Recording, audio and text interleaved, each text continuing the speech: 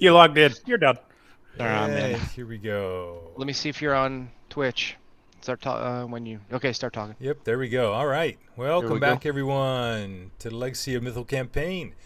So, last week, Yep, the it's heroes live. spent the evening researching what they could about the Draconic Council of Metallic Dragons and talked to Ramalia Haventree and had Jinx cast Legend Lore to find out all they could about the 5 dragons on the council, especially their leader, Protanther.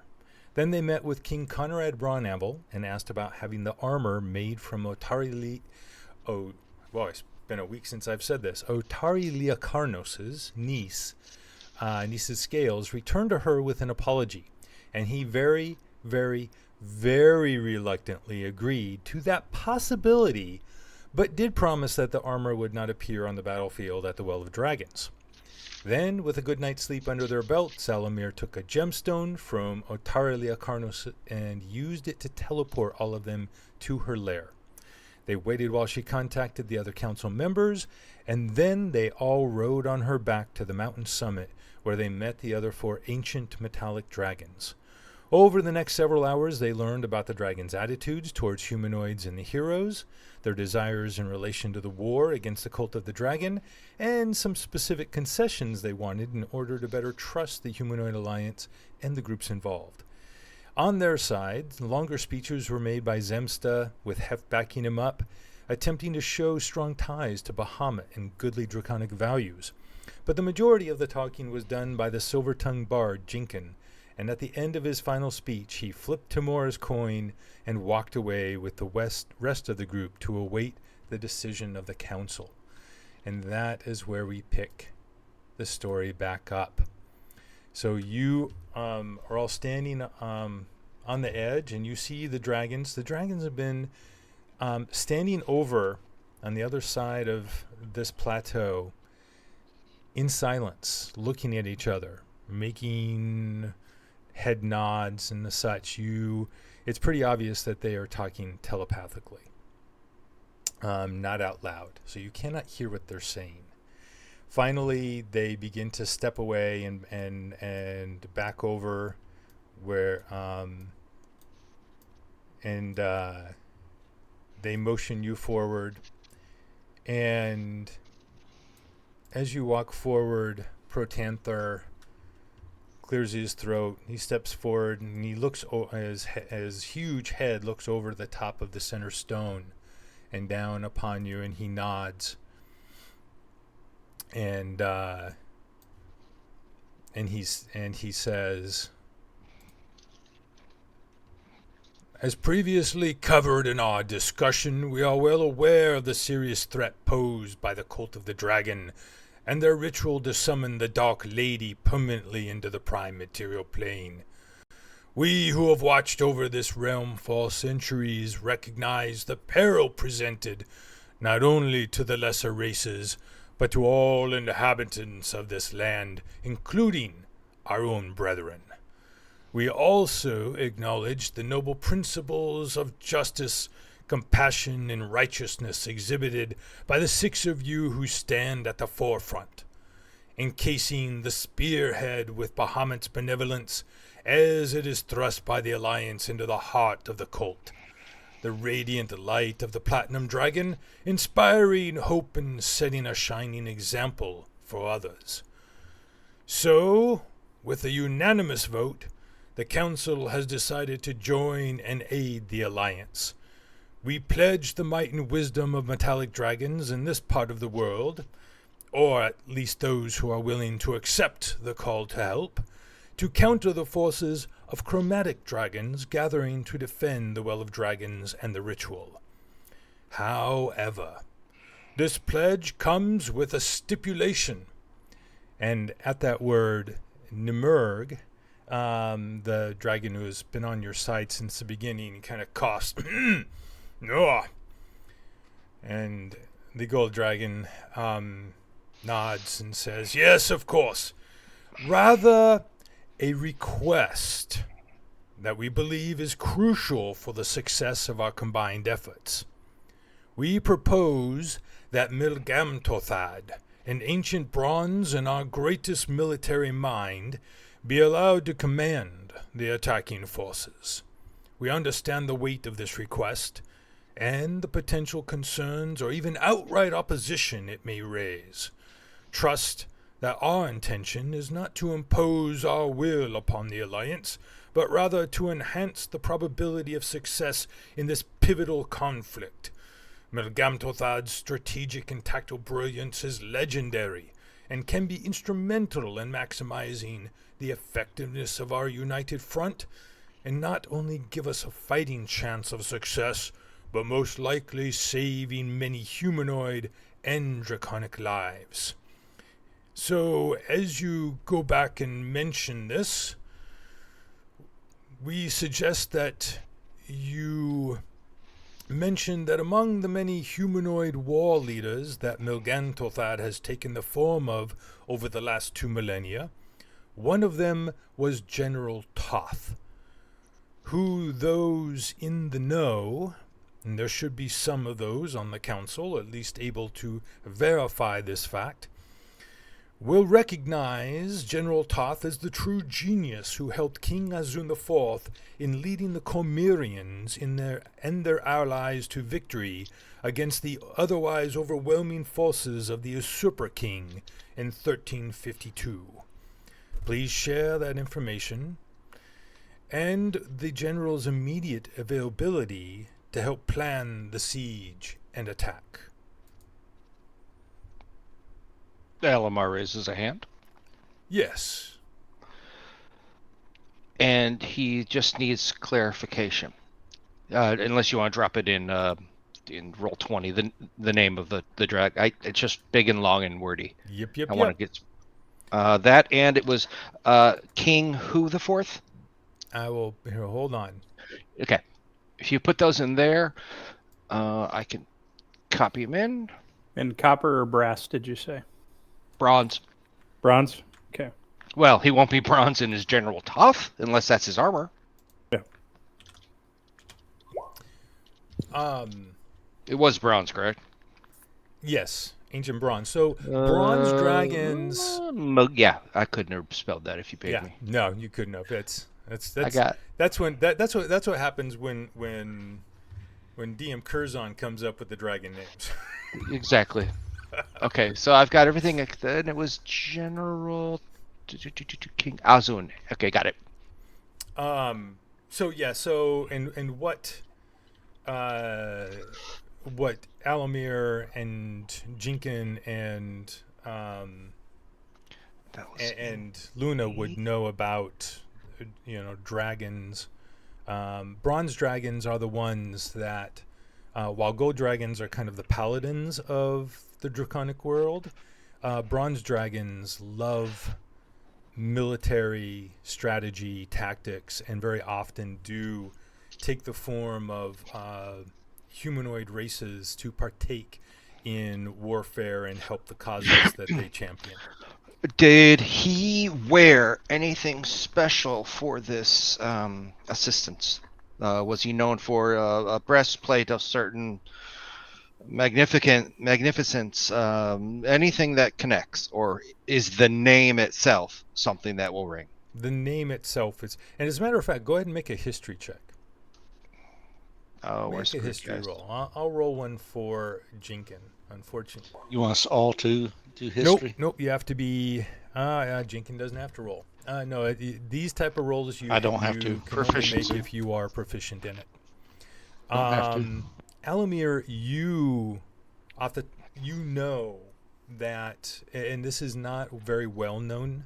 History says, well-publicized history says that it was King Azun IV who led the Cormyrean forces, and defeated the Usurper King. You know that, and unfortunately, Luna, that would give you the knowledge of bronze dragons, but you would not know the history of the specific. I just wanted to see what it's going to roll. Sure. But yes, you know that the lesser known information is that there was a council of advisors, and the the key advisor that ended up controlling the forces in the battle was this General Toth. There's not any real history known about him previous, or where he came from, or why he was trusted by King Azun. But you definitely know the name and the fact that this is the truth, that he was the military genius behind this 4 or 5 to 1 odds against them. They still were victorious. Think of it in terms of like Napoleon and many of the battles that he won that were considered unwinnable. Was he strictly advisory, or was he also in battle? Oh, he was. Or do I know that? He was also in battle. Yes. Okay. Well, I guess the questions that are coming up based on history that know or don't know is, was General Toth of a certain race? He was human. Because he just showed up. Right. He was human. And he just showed up as this exceptional military commander. Right. So he ended up, he was mentioned as part of the advising council and one of the leaders. Okay. And he that they followed. They right, followed his advice. Right. So and because he wasn't well known by people, history obviously focused on the king. Oh, well, of course the king is going to get the credit. The credit. Come on. Doesn't matter how good your advisors are. Not everybody has a Merlin. But King Arthur gets all the credit. Yep. Okay. Then Alamir is going to nod at the information given, but he'll also smile because acknowledgement that whether they catch it or not, that yes, he knows how much the General Toth did turn the tide when they shouldn't have. And he's going to say, I personally will, of course, mention that he should not only be in charge, but he should be the lead military advisor for the, I don't know if you want to call it the council, whatever the heads of the war is going to be. Yeah. The group of 9, whatever. I mean, the general term alliance is what. Okay, the alliance, and I'm going to use General Toth as the name so that it has more weight, since most people probably do not know, except for possibly Luna, that other name, the one that I can't say. Malgentotad. Okay. Yeah, they're going to look at me and go, who? But I'll say General Toth. I will report that. Zem, I'm sure, will also be reporting that through the military's side. And I will definitely be backing General Toth's return for this to succeed. Well, thank you. Your sincerity in this action is greatly appreciated. I look around at everybody else and go, all good with you? Thumbs up. We just got to sell it. Oh, we can sell it. We've got a bard who's like the man at selling things. Perfect. Is there anything else you need from us? Because I can tell you right now, you've given us more than enough.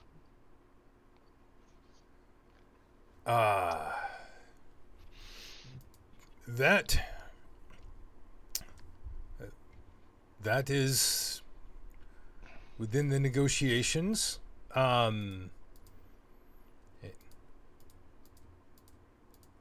were not expecting such a question. That is perhaps generous. What were you thinking of? Well, one, is there any way that we would or should be able to, if needed, contact you without coming to a council.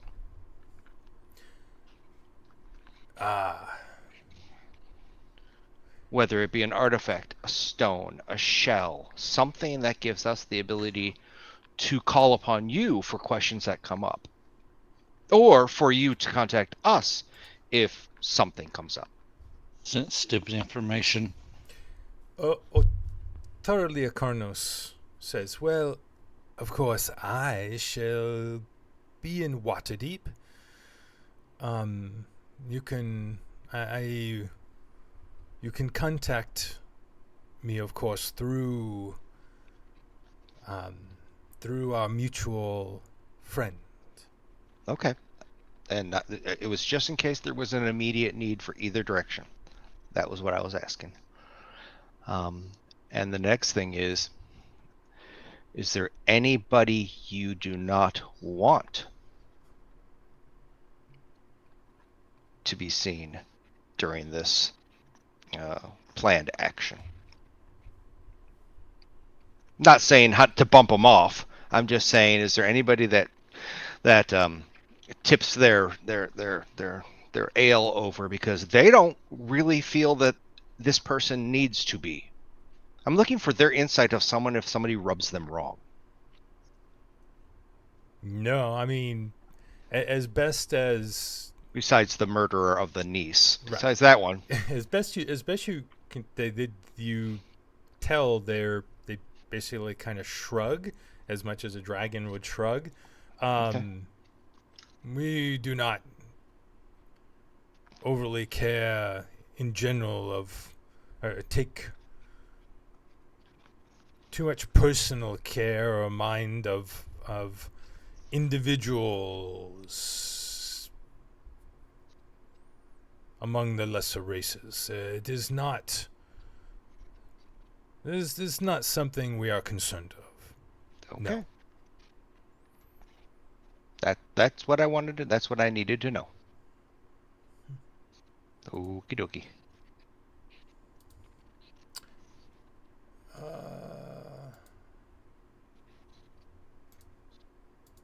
Oh, I know. I'm sitting there looking for something, and I have it written down right in front of me. Well then, with all that done and out of the way,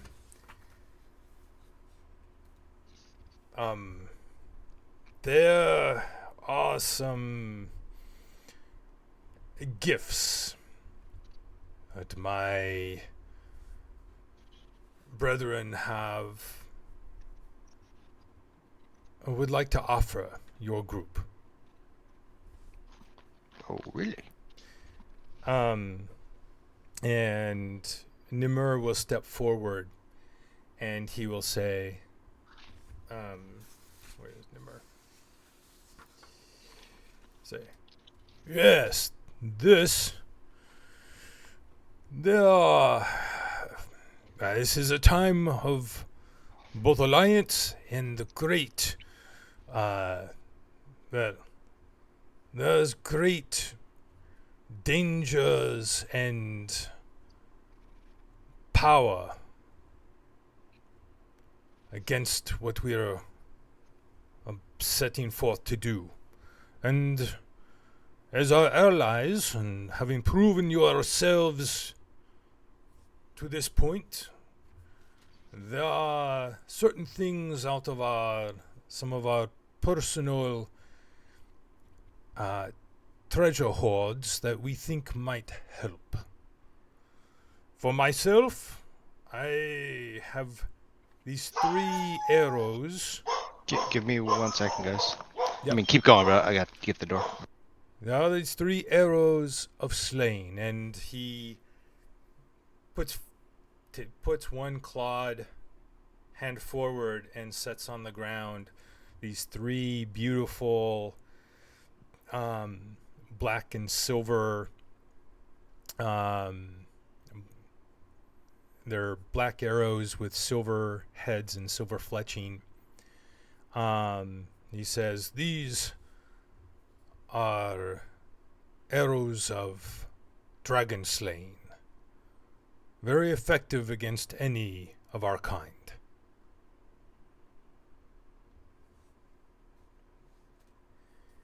And Okay. and then Taralia Karnos steps forward, and she puts out her hand, her clawed hand, and gently sets down on the ground a scroll. And this is a scroll of a high level magic called Hero's Feast. It could provide you with protection and help guide you during the final battle, or at another time that you feel it necessary. That is very generous. Thank you. And Eleuthera then steps forward and goes, "Yes, well,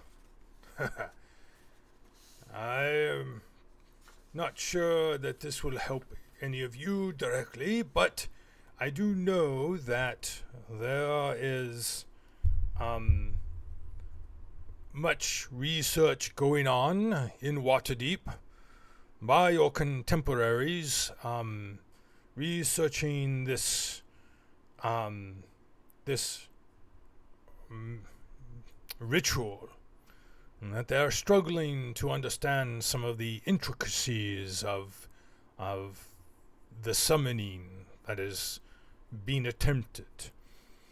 I have here," and he sets forth, and there is this tome of some type of strange, almost scaly leather.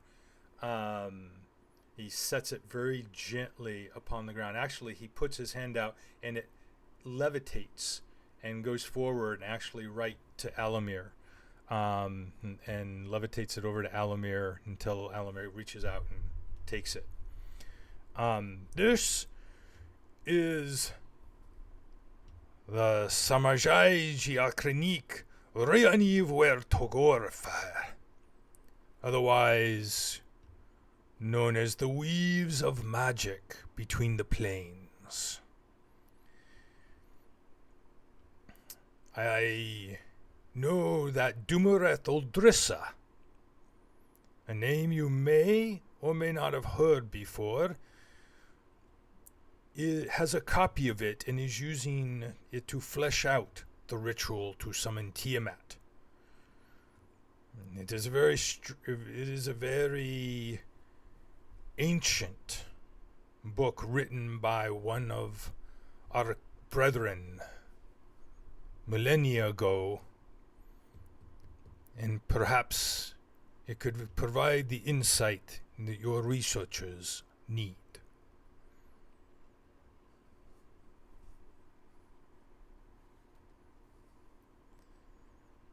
Extremely generous. We'll make sure it gets to the right people.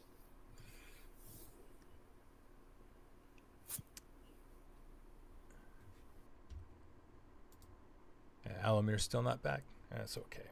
And finally, Taralia Karnos will step forward,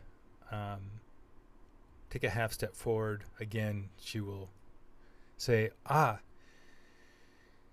and I know that you have My bad, sorry. no problem. That you have recently encountered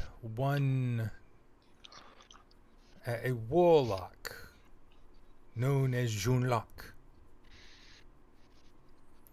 And she looks over at Eleuthera, who says, Junlok, you say? Yes, I know of this creature. Is one that I watched and studied years ago. I can tell you something of him. I know that he was born with 4 fully functional arms and 2 fully functional brains. And I know that he, in the years, at least the last century, has become a champion of Tiamat. He is considered one of the most dangerous swordsmen in all of Faerun.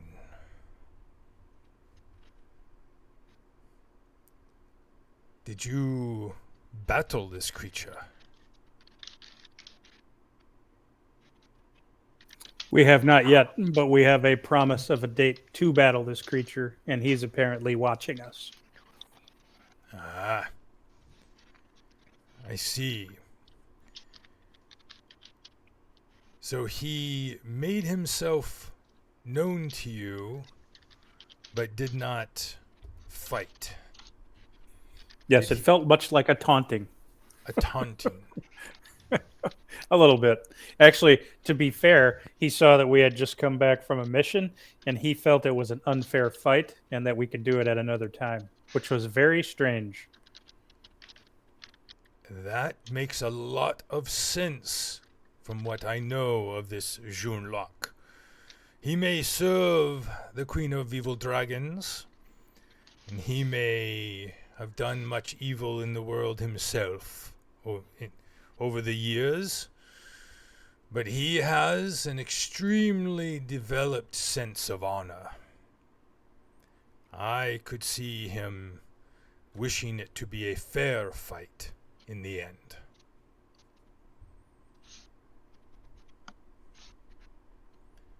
Well, regardless of whether it is a fair fight or not, he is extremely dangerous. Do not underestimate that one.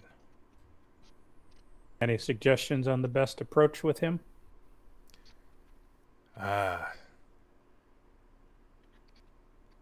If you have protections against magic, especially false magic, and the ability to, well, let's just say, you do not want to go toe-to-toe with him in a fight.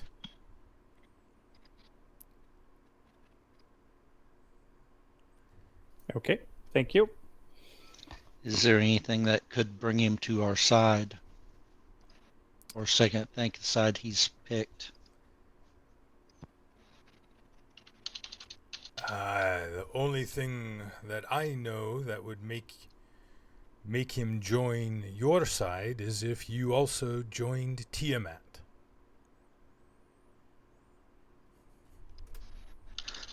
Then that's not an option.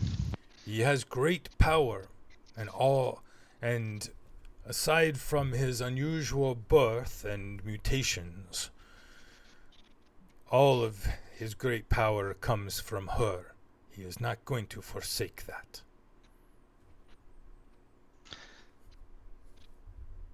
So if we can sever a link between him and her, it might weaken him. That is true. If you can find a way to break the bond, the connection he has to her, you would greatly weaken him.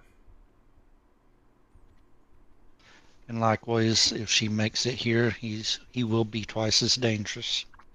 Oh, most assuredly, yes.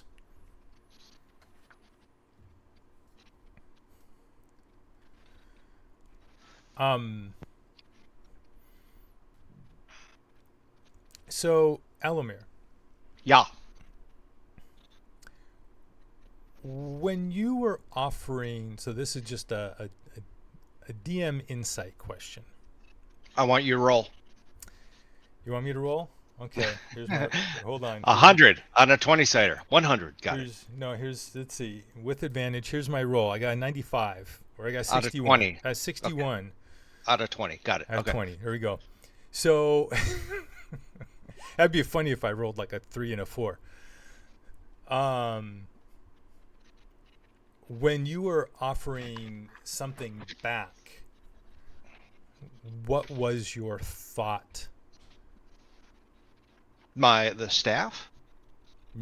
What was your thought of what you would offer? Like when you asked, like when they came back and they said that they had agreed to join the alliance and help, and you offered, this is all very generous. Is there something we can give back to you? What were you thinking? What was the intention? Well, if the staff was stolen, if the armor was stolen, is there anything else out there that they feel they deserve because it's theirs besides the world? So you were looking. So you were asking. You were offering basically to possibly give additional concessions, even Oh after yeah, they had agreed. correct. Personally, Alamir Interesting. feels that okay, in his heart, a dragon's a dragon. I'll give you that. Now, if they're evil dragons, they should die. But he also feels that if you've stolen something outrightly, that was something this powerful, the staff, it belongs to them. There's absolutely no. He's sitting there going, here you go. Just let me use it for this one last time. Um, is there anything else out there that, because for us, this is what we do. And apparently, if there are other things, I don't see why we can't help. Very It good. also puts us in good graces with a whole bunch of really, really good dragons. That's Okay. all. So that's interesting. And that That's can be good. for something in the future, too. If you turn around and go, you know what? There were You these just want, eggs taken from us. We got to talk to Luna on that one. yeah, All right. you just want to ride a dragon again. I don't want to go ride any form of animal, thank you. My So feet deserve to be interesting. clearly on the ground. That's all. He was looking to see if there's one, it keeps us in business, and two, it can't hurt. So well, Said but it truthfully, was there's there. a sincere Oh offer, yes, it was a very sincere and offer. little do you Oh, know what's he looking for? All right.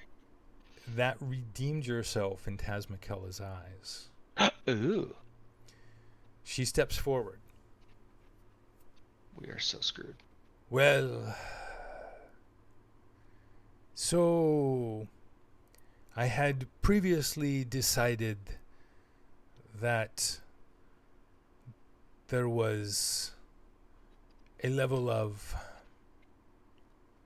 greed and or lack of you had offered to give the staff, and you were sincere in that offer, but you did express the need and its usefulness in the times to come in the near future, and I understand that. Beyond that, I am impressed, and you have shown a level of willingness to help, a level of honesty and generosity towards us, so that I have changed my mind about this offer. I do have something to offer as well. If you had simply given me back the stuff that was stolen to me, I would have now offered it back to you for such purpose as to use it in the battles to come. But I also have another staff that you could take in its place, if you so wish. And she pulls forth a different staff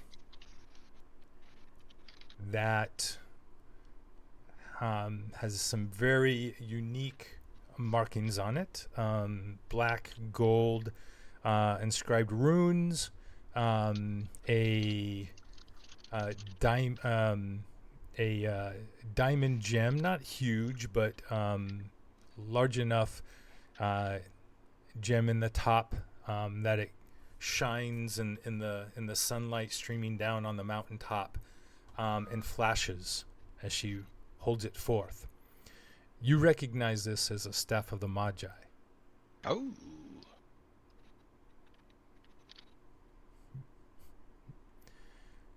If you choose, you may take this one in its place.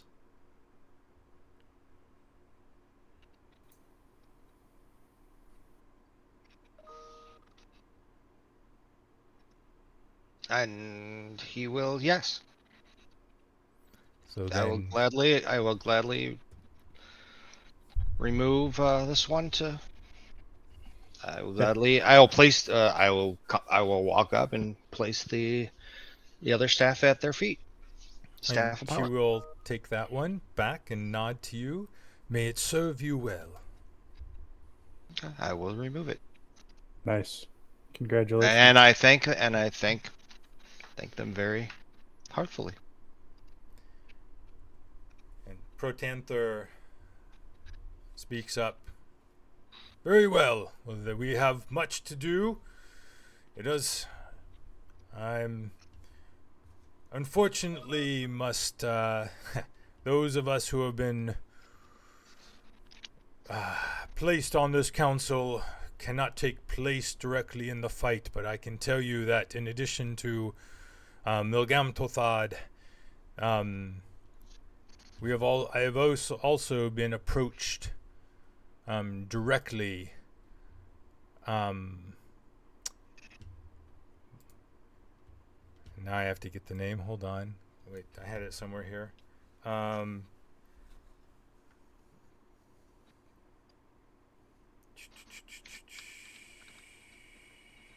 Okay, where is it? I had it right here. I swear.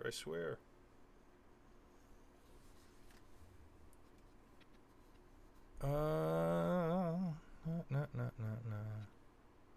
Jump that is. Oh, look at that.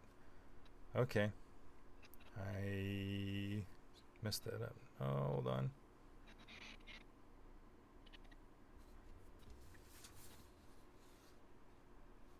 All right, never mind. I'm going to look it up real quick. It is right here. Valmer Silith has also expressed her desire to be directly involved in this confrontation. Person, dragon, color. So you can roll a history. This is one actually that Dragon. Zem, actually technically Zem, Spot. Oh, Alamir, you look at you with the 28 history roll. Your history rolls today, sir. Well, I know my history. I know mine too. I'm gonna die. So, Bahamut has 7 gold dragons that serve him as his kind of like his traveling guard. Can I get a name again? The spelling. Oh, You don't have to put it in. If you just quickly throw it out, I'm ready. hold on a sec. I can. That cost extra. I know. So screwed. Valmasilith.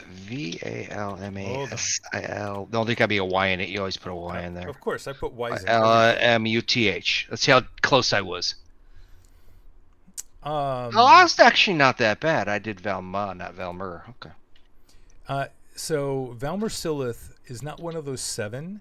She is as old. She is a very ancient gold dragon. One of the she is Bahamut's ambassador.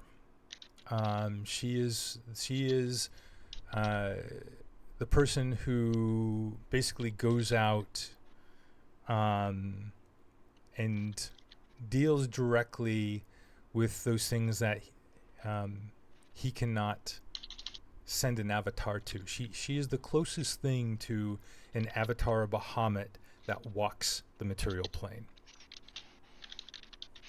So basically, Valmasilith is Bahamut's ambassador for dealing directly with the material plane when he can't send an avatar. Right. I mean, having an avatar in the material plane these days is extremely difficult to pull off. Gotcha. It's not an avatar. Like Tiamat, for Bahamut to create an avatar, an ancient metallic dragon has to sacrifice their life. Eesh. Okay. So Form? Does this? she's a ancient gold dragon. But is that the form she usually holds, or does she hold a changed form at all that we know of? Or she stays gold dragon across the board? No, she takes forms. Okay, I didn't know if it's known. I'm not going to say, so what's the form? I'm just wondering, do I know any historical forms that they take? So you Or rolled is a 28 on your history. so there's- randomness? They're multiple. So. Roll an insight for me. All right, insight. Oh, well, that's not a history, but Oh, look what's with these rolls? it'll never happen in combat. All of a sudden, an image comes into your head.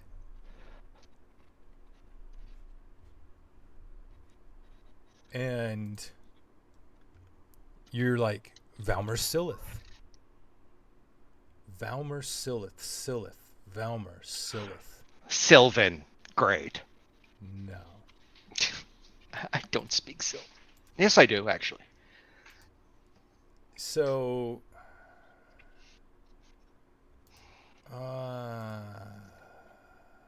let's go. Where is this? Here, right? Here we go. And you remember meeting a sun elf that you traveled, that you met in the plains and traveled to Elturel with. Okay. Whose name was Silith Valmer. Ooh. Gold hair, green eyes, gold skin. And she was a powerful mage of some sort. Remember, she's the one that helped during the those first dragon spawn attacks. Gotcha. I'm gonna put question mark after it as But a possible connection.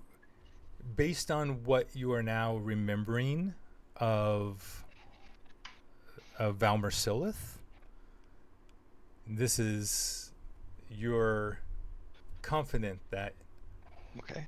that was No her. question mark then. Got it. All right. I'm not going to.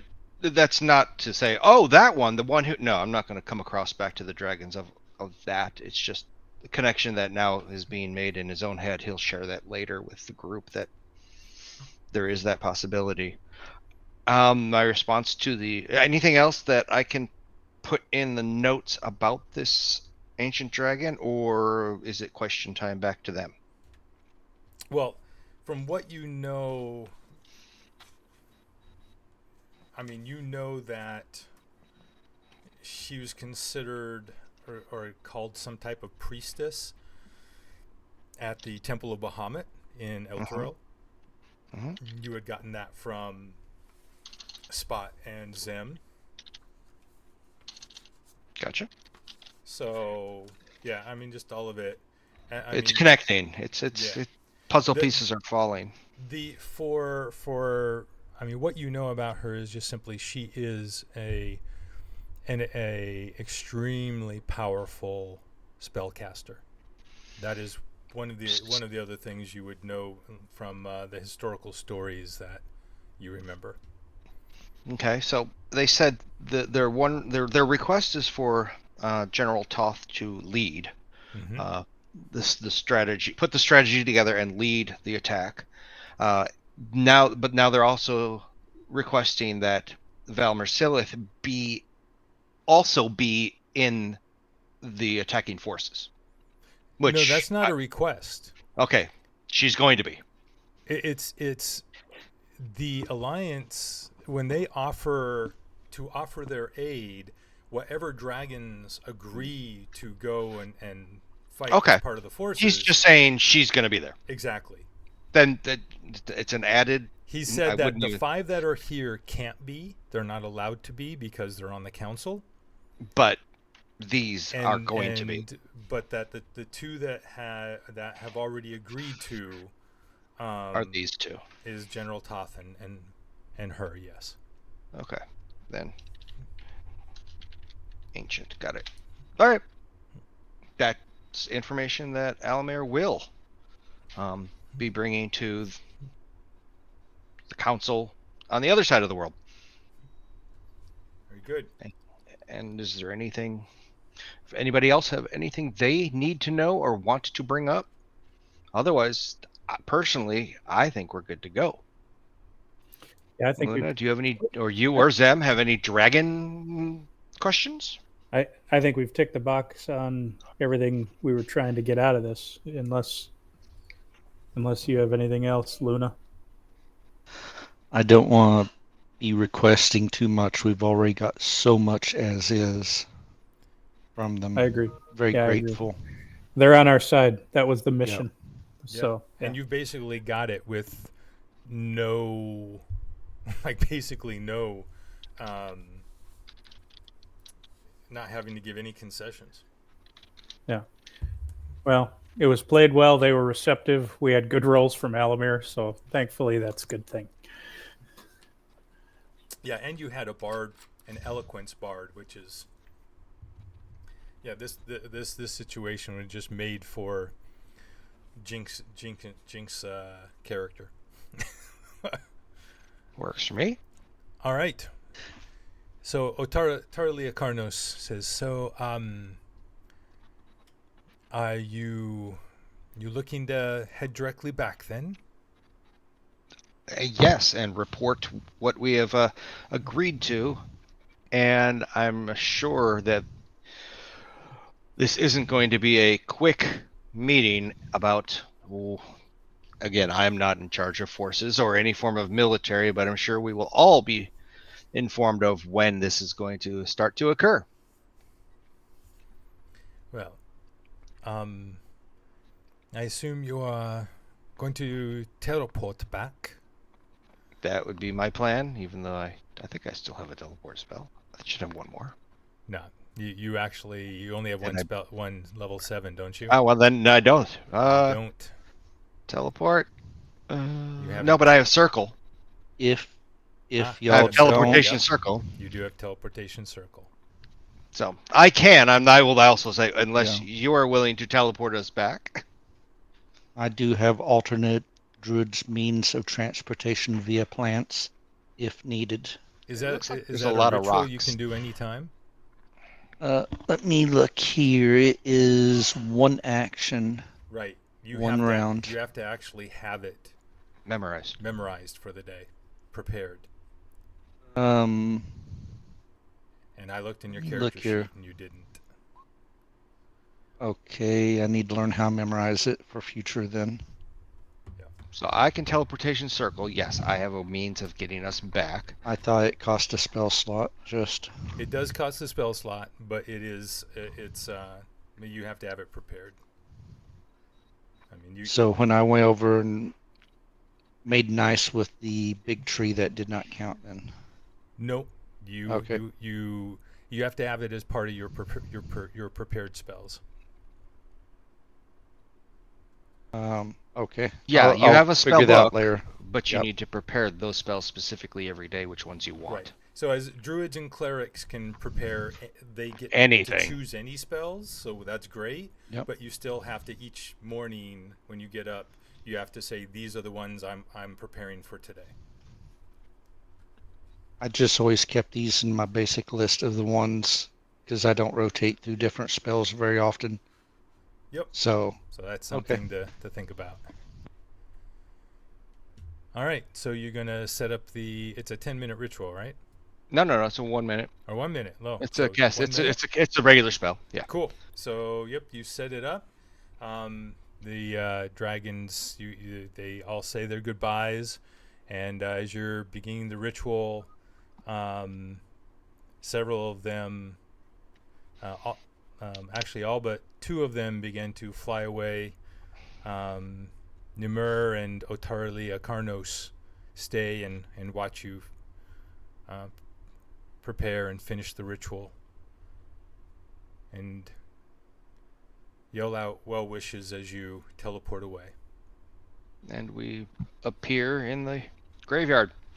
So you Very familiar appear place. in the teleportation circle underneath the um, in the graveyard underneath the one of the mausoleums, and immediately you realize something is wrong. So I would like to begin this way. I'm going to open this up. I need everybody to roll initiative, please, and then we will continue with descriptions. Actually, go ahead and you can use your characters on this map to go ahead and Okay, let me roll take initiative that roll before we switch over. So there's Spot. I'm just putting this as a casted spell, Wait, how so come it's Spot done. didn't actually go in? How come that didn't go in somewhere? There he is. Yummy. It just took a long time. Okay. Jinkin.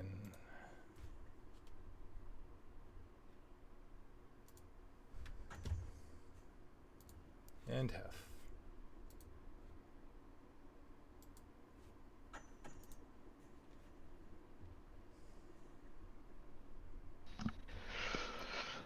All right, so 1, 2, 3, 4. are we supposed to be on? You wanted us to do it on this map, correct?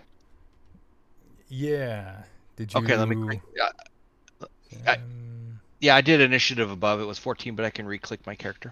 Oh, that's fine. I mean, I can put you on. Yeah, put me in as 14. That's So at turn 14. Yeah. I thought we were gonna be at the next map. Yeah, and you're in. Boom, and I know your dex is below Hef's. Oh God, yes. Yeah. Okay. Well, actually, it's a 16. Come on. Yeah, his is a 20. His is better. That's his jam. All right. His jam 1, wins. 2, 3, 4, 5. Wait a minute, we're still missing someone. Who didn't get on there? Wait, Yeah, just grabbing a drink. how come Jinkin didn't? 14. Yeah, Huh. Jinkin has a 14. Yeah. Yeah. Okay, let's do this. Add turn. 14, and he has an 18, so that turns out perfect. 16, 18, 20. All right. So, all right.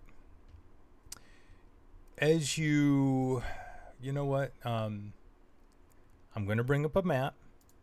Doesn't mean that we're going to fight. I'm just bringing up a map because it's just easier that way.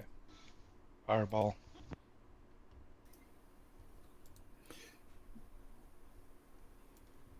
Almir Fireball. wasn't here, so I had to say it. So, you come in, you immediately arrive, and here's the first things that you notice.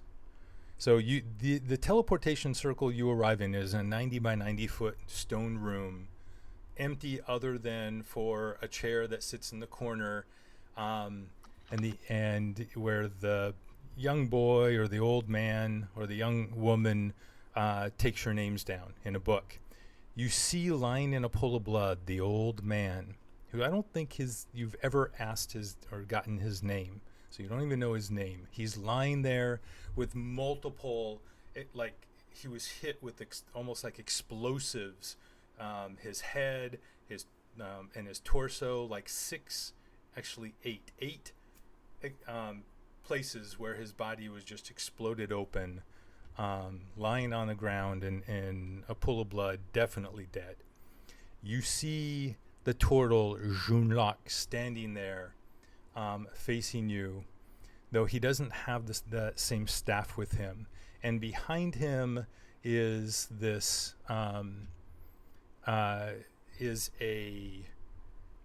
what is obviously a red wizard of some type, very well appointed. And immediately, as soon as you show up, Junlok says, Right on time. I hope you weren't planning on staying long. So, as he's talking, Alamir, so everyone can roll one, can either roll perception, arcana, survival, whatever you want to roll to assess the situation.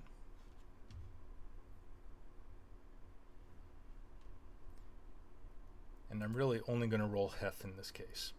Hef is the only one who's going to roll this. Nature? That was wrong.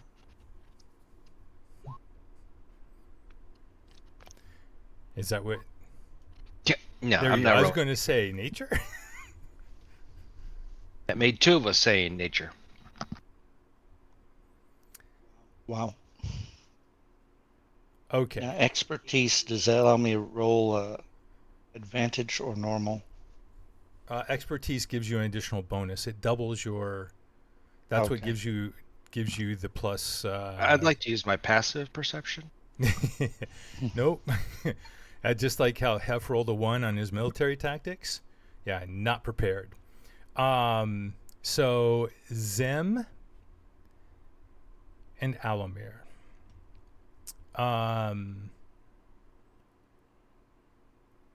Yeah. So you both, and actually, even with the 1, I mean, you can't crit fail a skill roll. So Luna and Zem, you see the same things. You see everything I just described, and you also immediately you notice you came in the same way that you normally do. When you arrive in the portal, it's either within the 10 by 10 foot circle or within 5 feet of it in an empty square, when filling up all the space immediately around it. You do, all three of you notice there is some kind of near invisible force field around you, which Alamir and Jinx would immediately simply recognize as a wall of force. And I will get to the Alamir's 20 perception after this. So Junlok continues as you're quickly looking around and assessing. It's time you met my queen, or at least your end. And Alamir, your 20 notices on the ground. You notice two things with your 20. On the ground, this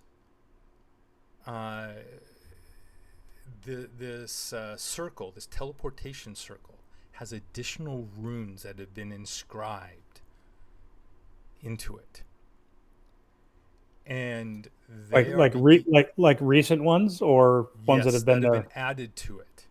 Okay. And I will allow you real quickly, Alamir, to make a Arcana check.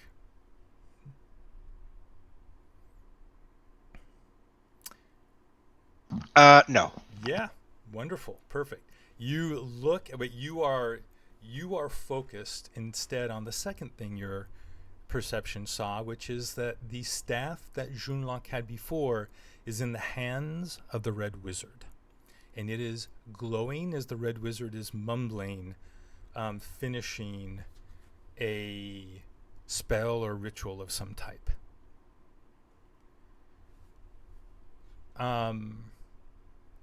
And I'm just going to look real quickly here. 17. 11. So, let me just do this at turn. It looks like the mage is continuing to do a few things. I can add Junlok. He obviously was ahead of you. That is the order that we're kind of going in. Junlok is talking, and he continues to talk. Hef is sitting there going, What do we do? Zem! Jinx is contemplating the situation, but not really. There's something he could do, but he is choosing to hold off. And then there's Alamir. Alamir, you know this spell is about to end. You know that this portal, you're being confined on this circle, and the circle has been modified to perform some type of new ritual or magic, and that magic is about to go off. What would you like to do?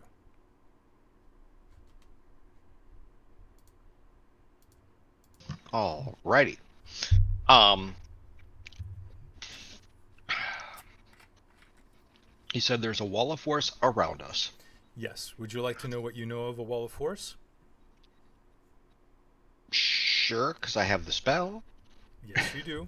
You know you can teleport into and out of a wall of force, but otherwise a wall of force, even though you can see through it, provides full protection. Rules is written, a wall of force, you cannot cast magic through it. Nothing can go through it physically or magically. So the only thing that can happen is you can teleport from inside to outside or outside to inside. You cannot dispel it. The only way to destroy a wall of force is through the spell Disintegrate. And this is a wall of force, as in a cylinder, a sphere. It is a half sphere. Half sphere? It's Okay. a bubble. It's a bubble. Thank you. Well, then I will do what I know I need to do.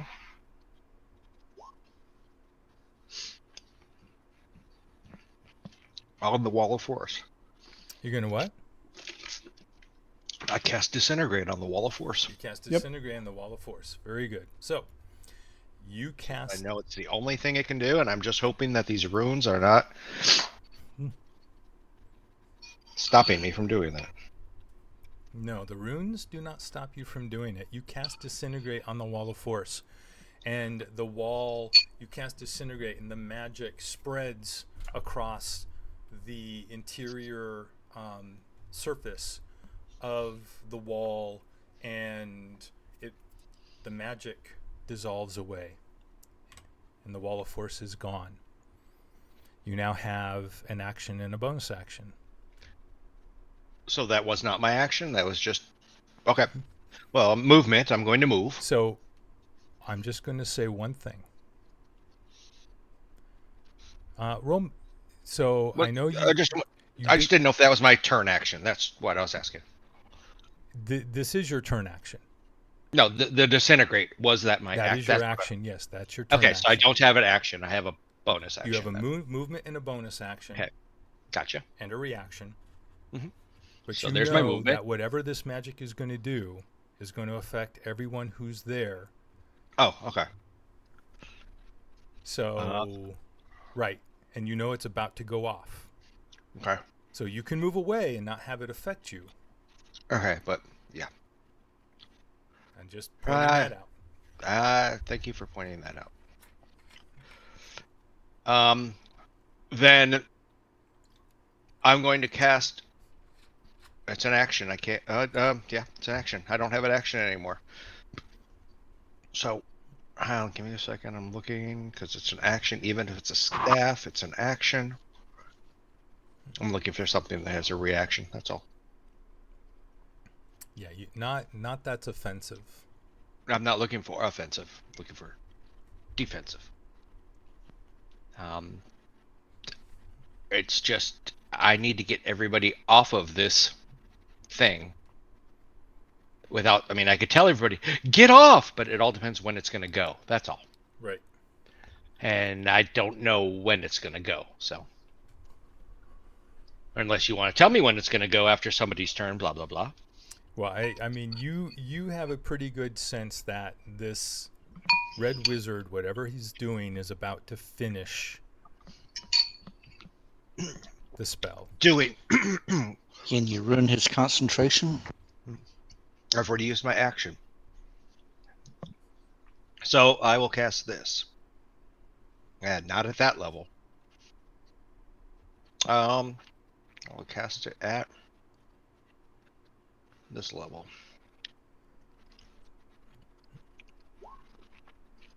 So you're going to you're going to counterspell the ritual. Correct. At 5th level. So the Archmage uses his reaction to counterspell your counterspell. Jinkin. Counterspell says counterspell to counterspell. Will use his action or his reaction to counterspell the counterspell. Feel like we're playing Unstable Unicorns. And then Junlok uses one of his 5th level spell slots to counterspell The counterspell. the counterspell. That counterspells That's the counterspelling counterspell. the counterspell. That's countering the spell. Yes. You can't do that though. You only have one reaction. But No, that's the there's second two person. of them. Hi guys, I'm here. Welcome. And the monk casts counterspell to counterspell to count. Okay. I don't know if anybody else has a 5th level card. But anyway, time stop would be great right now.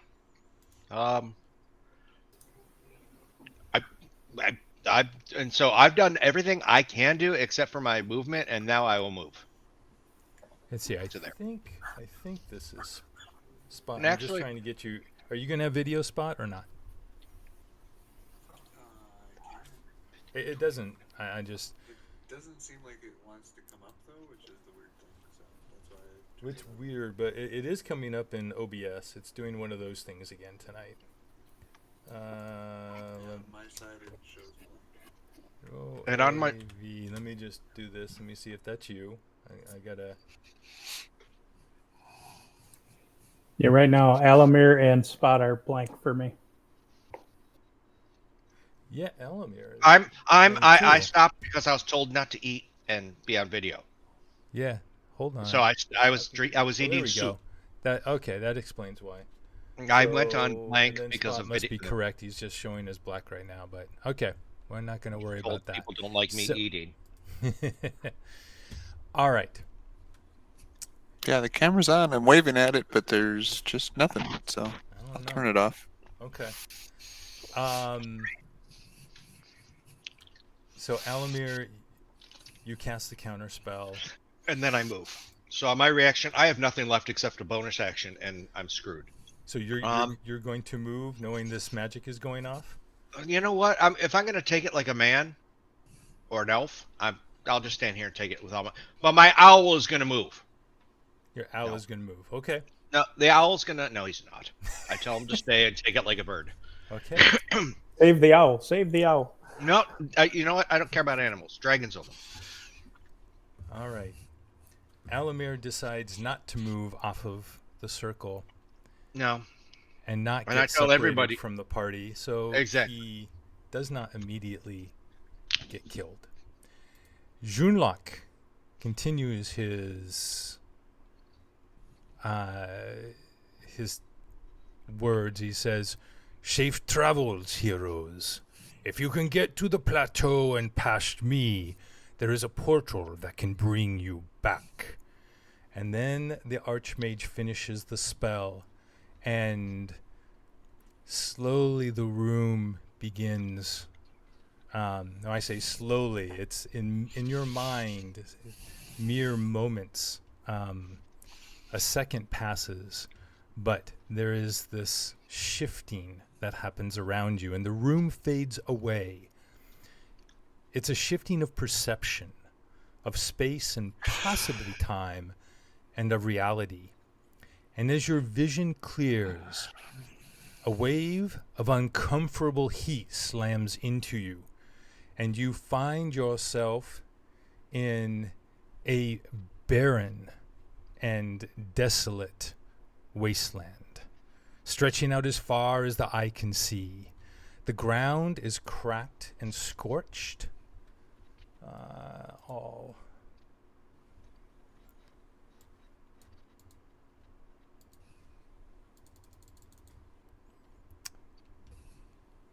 the rivers of molten lava cut through the rocky terrain. The sky above is a perpetual twilight, bathed in shades of red and orange. Jagged peaks of dark rock and the long destroyed remnants of buildings jut out from the landscape, creating an otherworldly and menacing silhouette. The air is thick with the acrid scent of sulfur and brimstone, mixed with the sharp metallic tang of blood. Occasionally, a gust of wind carries the sickly sweet aroma of decay, along with the stench of burning flesh, all of it creating an almost tangible atmosphere of malevolence. And then you begin to hear it, faintly in the distance, the discordant symphony of suffering, the distant screams of the damned echoing across the plains, mixing with the rumble of the fiery rivers. And as your ears attune even more, you hear the guttural roars of demons and devils engaged in battle, along with strange creaking and clanking of metal, and punctuated by the occasional explosion or crackling burst of arcane energy. And it is clear to all of you that you are in a world of constant turmoil and danger, and several of you can clearly identify your new surroundings as the first level of hell, known as Avernus.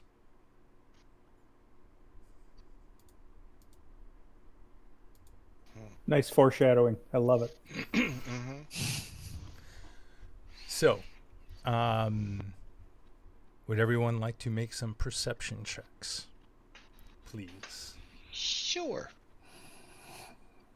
Hef, would you like to roll for you and, or spot you and Hef, please? I don't care what you say. Alamir sees everything. Yeah, that's a really great perception. He's got true sight by rolling that. No. But I'm going to roll for Jenkins just because. Not bad.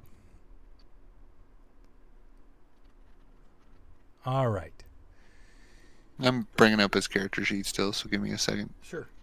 Or I can do it real quick for this one if you want. But we can just, like, we already got a 30 out there, so I just... though some people might see different things. Different things catch their eye based on who they are and what they focus on. This is why I shouldn't have played tonight. Look at these rolls. They're horrible. It's okay. I'm covering everybody. Yeah, Alamir, I don't think has rolled, other than the one... I rolled a 1. You've rolled like 8... Not 18 or higher, pretty much. 18 or higher. Yeah, you'll have to play the last hour and 15 minutes just to remind you that you can roll well. So, So we're going to remove all turns so we can clear. You're no longer in potential battle. You are in battle. Sucks I to guess be this could be considered perpetual battle. Yeah, being in every hell. step you take. So, While you're doing. all right. So everybody can see the following. You notice that, we'll just call the direction you came in, that you appeared. And you notice that where you're at, there is a single symbol on the ground, which is recognized by Alamir and Jinx as a symbol for Avernus. We'll just call it that you're facing west.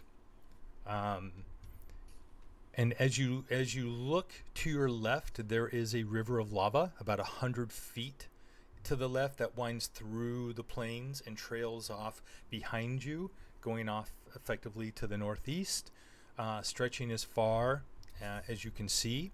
And on the other side of it, to the south and to the east of you, are jagged mounds of dark rock interspersed with the stone ruins that also stretch as far as the eye can see.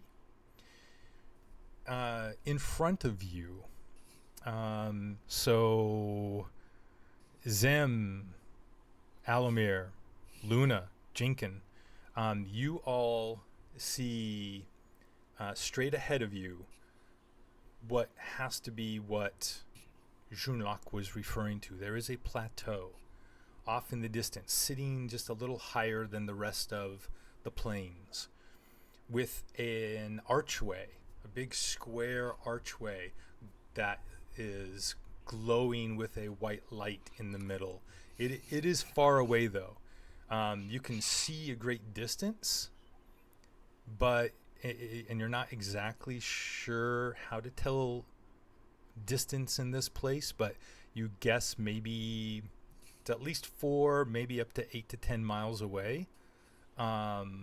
It's a ways off, and there's this orange glow on the stone of this plateau, so that you have some sense of there being at its base some river of lava. About 200 feet in front of you, between you and the path to that plateau, is an obsidian rock, sheared off and flat on top. And there is a horned devil casually walking there, jauntily, sitting down and looking over, winking at all of you, cleaning his fingernails. Finally, Alamir. You look off to the north. To the north is just open plains, cracked and desolate, but you see something in the far distance. You see an edifice, a building. It's got to be huge to be able to even see it at this distance. And it has multiple spires, a very specific silhouette that registers in your head, and you are confident in that moment that you are looking at the Temple of Tiamat. Mother.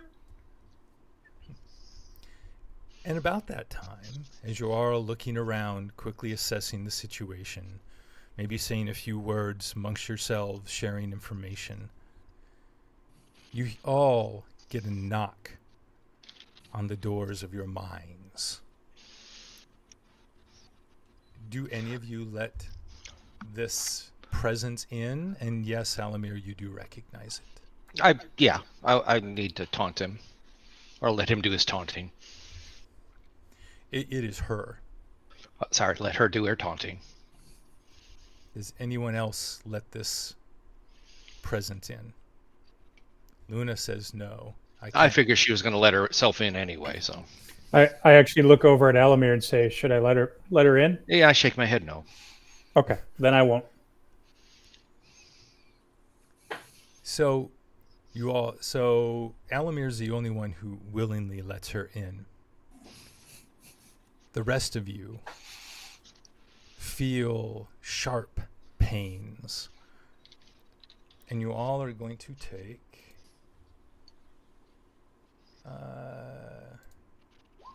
5 psychic damage as she presses her way in. You cannot stop her for some reason.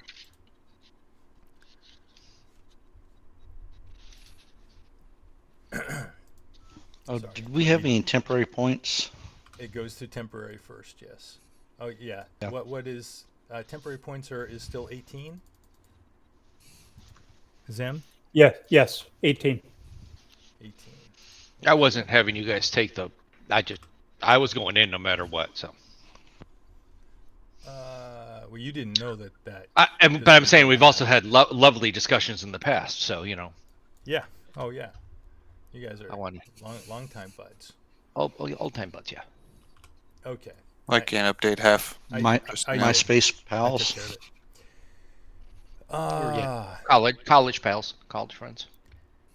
So you all hear, some of you for the first time, the voice of the Queen of Evil Dragons, Tiamat.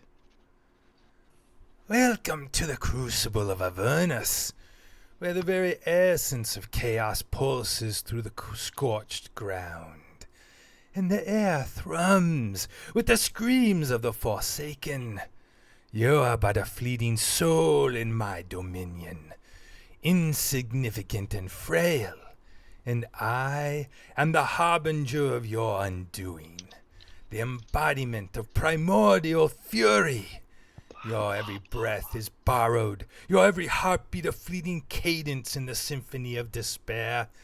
The very fabric of this infernal realm resonates with your impending demise. I shall see you soon. And separate out of the narrative, something we haven't ever done before, a threat clock begins to tick. There are 5 boxes in it, and when the 5th box is filled, something terrible happens. Just letting you know. We get to kill Tiamat. What would you like to do? Do you say that out loud? I stay mouthed. No, Mouthed. no. Which, me or him? So what's the conversation at this point? How about we start there? Well, What? first of all, Zem and Luna have the best knowledge of Tiamat. Should have the best knowledge of Tiamat. Alamir, if there's anything, is doing the. I would actually say Jinkin, who is proficient in religion, Okay. might have the best knowledge. Okay. But that again, that's just what Alamir was thinking. But he basically is, just doing the whole just let it go. That is a good question. I hadn't actually looked at the character at my sheet. Is anyone else proficient in religion?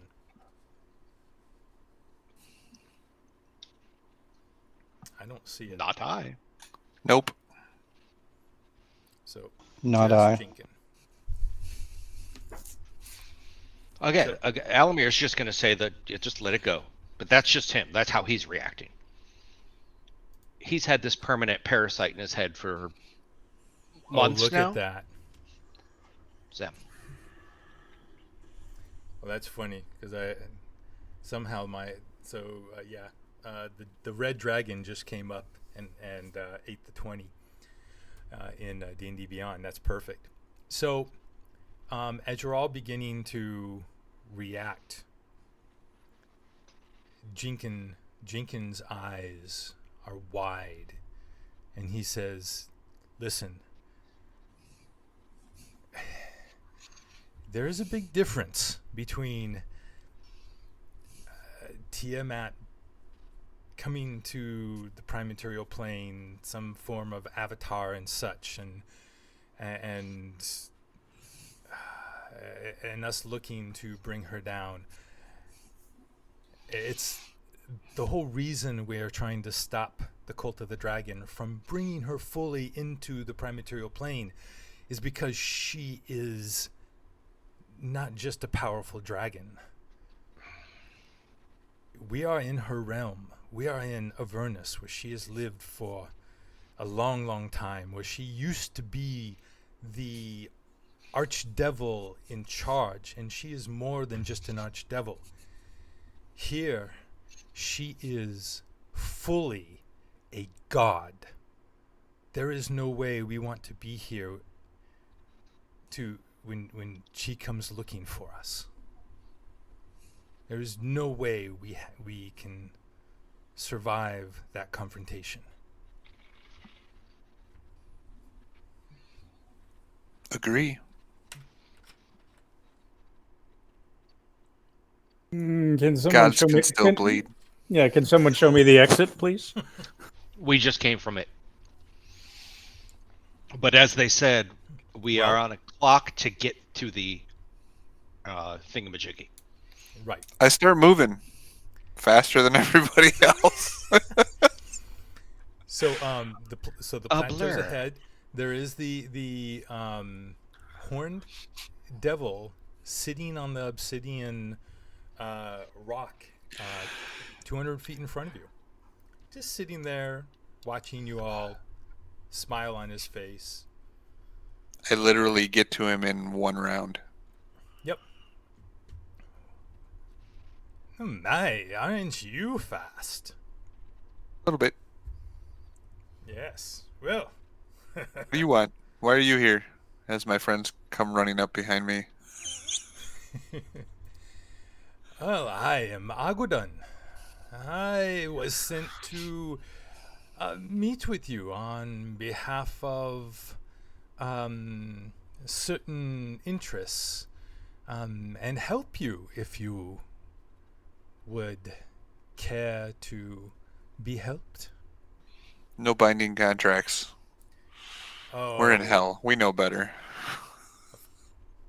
There are some contracts that are worth Nope. your time. I turn around and look at everybody as they finally get there, and I go, he says he wants to help. Look, you could, of course, run way over there, yes, and there is quite the welcome that Turtle has prepared for you, that you would have to try to get through, which you may accomplish that, but it is going to be very difficult, dangerous, and she is coming. And when she gets here, you will not be leaving. On the other hand, there is a place not that far away, and he points to the south, over the river of lava, that I know of, where another portal of sorts. I could transport you back to the prime material plane. From there, I'm sure where you would be able to find your own way home, nice and safe. Great. What's all in it for you then? Well, all I ask for in return is one item of my choice, recovered from the Well of Dragons. Notes. What do we have that they want? No, what do they have that he wants? Yeah. It'd be loot from the well. Yeah, not ours. You see? And of course we would have to sign on it, and there is a contract, and he pulls out a contract, and opens it up. Don't. Goes, I just look at everybody and I go, all I know is you don't sign any contracts down here. Okay, is this a being or is this did they say their name? I'm just putting it in notes. His name is Agodun, Aggodun. Okay, got it. And he's a fiend of some sort. A horned devil. Horned devil, yep. That's a fiend. In my mind. Okay. Requested from Well of Souls. Well of Dragons. I don't know if Jinx wants to continue the conversation asking what exactly is this item. But that's what Alamir, since Jinx seems to be I'm guessing Jinx is having this conversation, or is it you there? Skippy? I started it. Okay, then I will. You guys all got up there now. I filled you no. in and told you he wants something, and then he just. Then Alamir will say, "And what item is this that you want?" Oh, that is not specified. It is one that we determine at the time that. Now it's an open-ended contract. Exactly. Definitely Originally it was an item, and now it's we'll figure that out at the end. It is a specific item to be named at a later date. Yeah. One that comes from the Well of Dragons.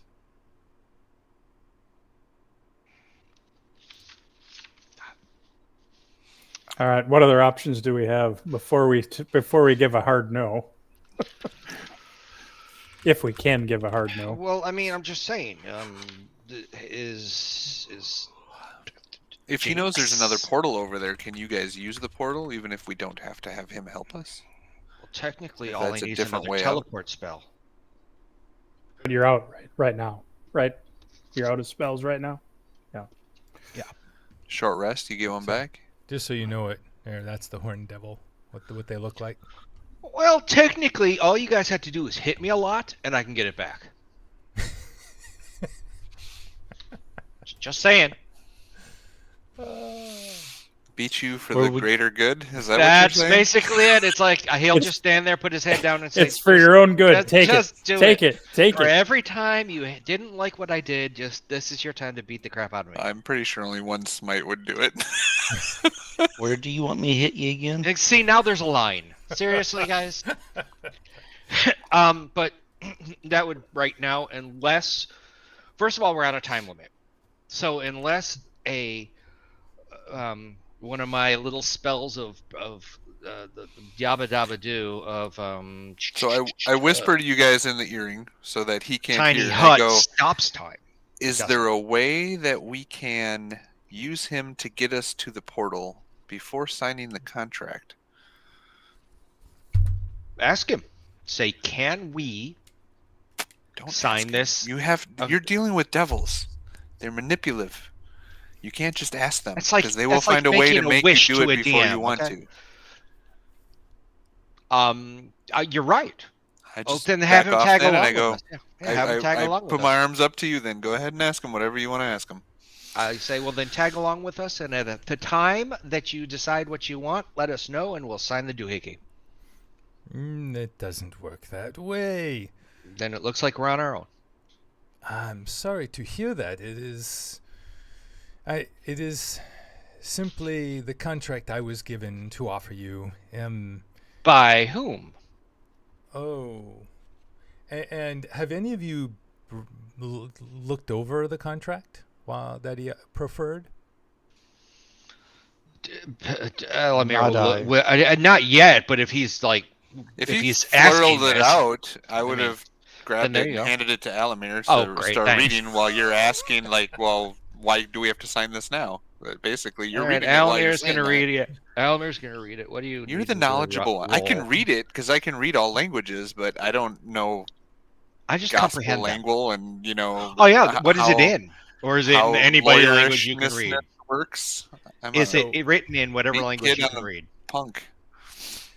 So, the contract. It's written in Infernal, I'm sure.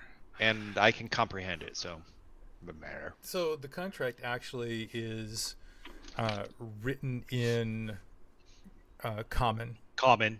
because that is the language that everyone here speaks. And it is, so there's a blank space where the item's name will appear at the appropriate time. So it is one item of choice recovered from the World of Dragons. There is some fine print at the bottom, and it basically says that if anything happens to Agadon that prevents him from requesting the favor, the ability to ask for the favor transfers to the rebellious one. Why don't we just write the item in? Who is the rebellious one? There you go. There's a good question. As I see that on the bottom, and I look up at him and I go, so who is the rebellious one? He smiles and says, the one that I answer to, of course. To which Exactly the reason why I'm asking. Who is it? Jinkin chimes up and says, well, there is one creature in the hells who holds that title. And that would be Tiamat. Asmodeus. Asmodeus is trying to overthrow Tiamat on this level of hell? Apparently. That doesn't make any sense because Asmodeus places people in power. She was the Archduke here at his bequest, and he removed her and replaced her with Zuriel when she didn't do her job properly. Or did he set all this up with Tiamat hoping to bring somebody down here to get something he wanted from a Well of Dragons? So is Tiamat just Rouge? A horned devil is not very high in the hierarchy. No, he's Nope. just a He's a lackey. yeah. So Okay. So he doesn't if want it. Asmodeus is the rebellious one by That's title, what I mean. what is he trying to do? Because if Tiamat had him in charge as an Devil. I thought Devil he at had. one point, then and took him out of control, then what is he trying to do? No, Get his he- position he- back? Get it back in favor? He had placed her there and took her away. He is above her. He's above her. Oh, So in other words, he may have set all this up with Tiamat, or even a greater gameplay, setting this in place there's always to a get greater something from the play. well.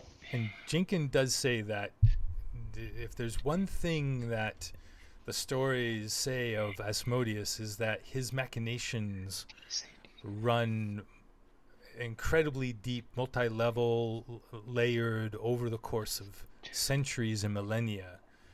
Anything is possible with that one. Yeah, He's I'm always not signing that.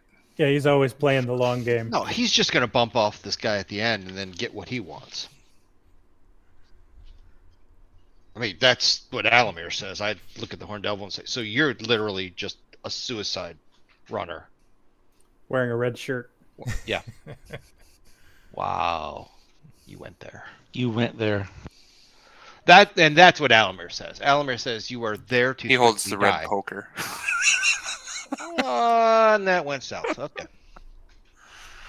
I don't know why it went south. It's just a distinguishing color. It is.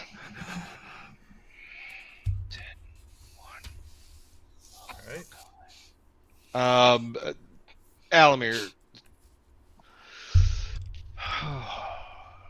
What is the more need? The need to find where we need to go efficiently, or to give Asmodeus something that he wants, which is going to piss off a lot of people. That's all based on us being able to retrieve the item. It doesn't put us in any favor, by the way, by anybody. Gets us out of here, though. True. Do we have any better or other ideas to get out of here other than that contract? Just go and do it. Do what we're here Face for. the tortoise. And I would say that Alamir knows the ins and outs of the Tortai, but he doesn't.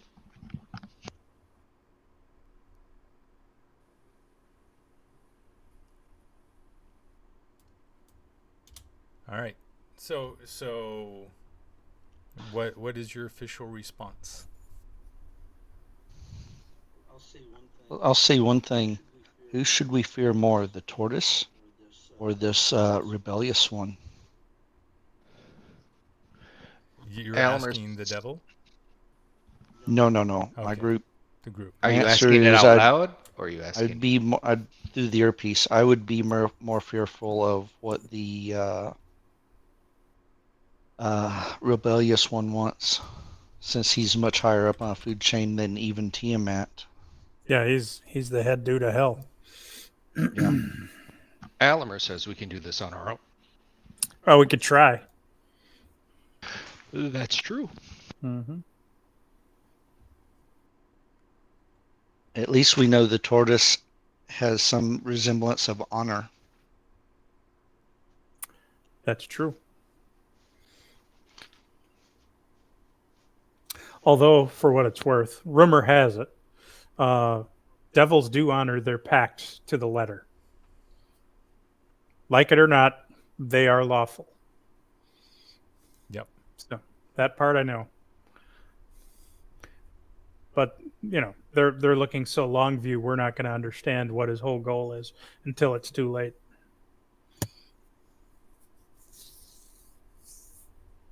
All right, I'm willing to try to get away. Worst case, if we come back, I'm betting the deal will be different if we have to. But that's okay. I'm okay not getting the other one. I'll turn to the guy. If you can be more specific, we'd be more amenable to this agreement. Leaving it wide open like that, we just can't agree. Can you change your agreement to be a little more succinct and more directive and more accurate in what you want, with some sort of specifics defined?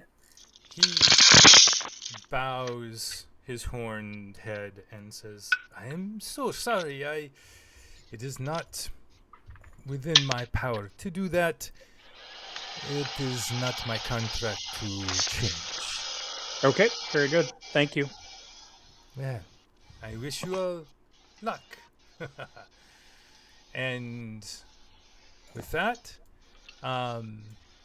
there is one check on the threat meter. All right. Okay, we got to get going, guys. All right. So as you head west through the plains and the rocky wastes, there are three things. The ground is difficult terrain, which one of you at least ignores. It's obsidian quartz and other crystals jutting from the jagged land.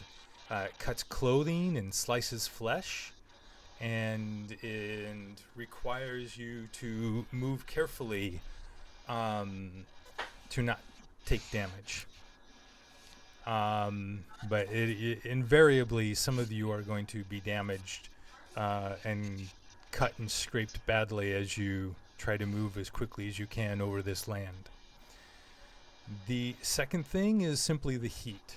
Temperature is around 115 degrees Fahrenheit and will slowly wear away at you, especially as you try to exert yourself heavily to make it to the portal on time.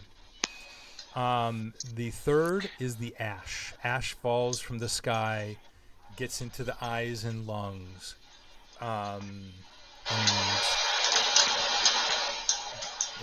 definitely will eventually begin to affect sight and breathing and stuff like that, unless you find a way to avoid that.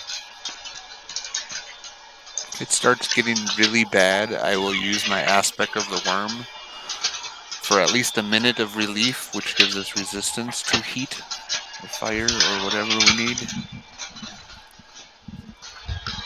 But once per long rest. I don't know what that is, but it's really loud. Yep, no, that is Slorko, I think. Nope. Yep, he muted himself. No, I muted him. Oh. And then maybe he muted himself. There we go. Yes, I muted myself too. Cool.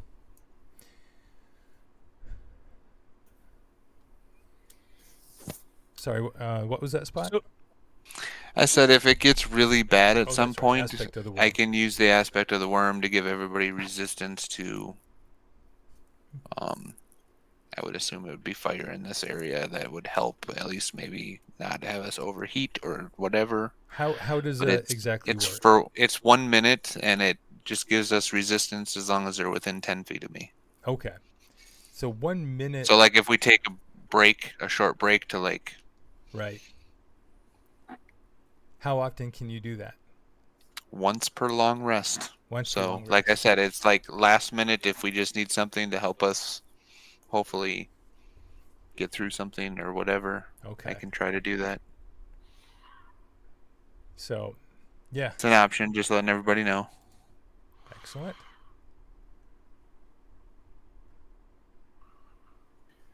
The other question I would have is, does anybody have a free levitate to see if levitate works here? Here's why I ask. I can cast 1, 2, 3, 4, 5 flies if I have to. So 5 of us can be flying, and then I happen to know we got at least 1 or 2 people that could possibly turn into birds or whatever, things that can fly. Do we want to try that route? Because I could cast I can fly. basically run on the air as a bonus action fly. How many round. people You, can? How you many? never touch the ground at all? I don't have to. How many But I people also can bring a free Flyboy movement. carry? Okay. Just because if we're flying, at least we're out of the way of anything theoretically on the ground as far as damage or any other stuff. Perhaps fly might. I don't know. I'm just throwing it out there. Do we want to try flying? If that's one option. And I'm just looking to test. Will it work I would here? assume it's the fastest, and it should work. Other than we have to watch out for the ash, right? Right. You'd still then you still have the heat and the ash, but at least only the people who are actively. Well, actually, if you're flying, yeah, you're still gonna have to deal. but you'd be getting there much faster. That's the first thing, right? Yeah. It would effectively quadruple your travel speed Yep. compared to being on the ground. And I do have And- levitate. Yeah, you That's fly 10 at minute 60 spell. feet. So, Yeah. yep. So you go 120 feet a turn, right? How long can people hold their breaths? It's your Constitution modifier in minutes. So what's the lowest one in our group? I think a 3, or is it a 2? Well, what actually, Spot? I think it's you. It's me, +1. The lowest one, yeah, that's the least. Okay. So if I don't go in the bag, and the rest of you do, I can run for however fast and long or fly while you guys are in the bag completely protected then, in the portable hole. Stop every 2 minutes. Let you guys out to take a breath and breathe quick, put you back in and run again. I have the fastest movement at 75 feet. So if you haste me before you do it, that's 150 feet normal per round. And then if I bonus action, that's, yeah, I'm running, 30, 40 miles per hour. And they're traveling 60 miles an hour. So, well, actually, Well, if you, it would be more than that, I think. Run So I run faster than I can fly. 70. Yeah, you run actually. My normal movement is 75. Right. So you run 75 miles an hour. That is your.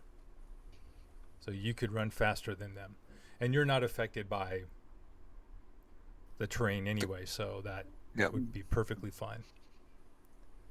Okay. I'm good with that if we want to try that. Yep. And again, I can still bonus action fly as long as I'm using dash. I automatically get my fly with a key point. Okay. Let's do it.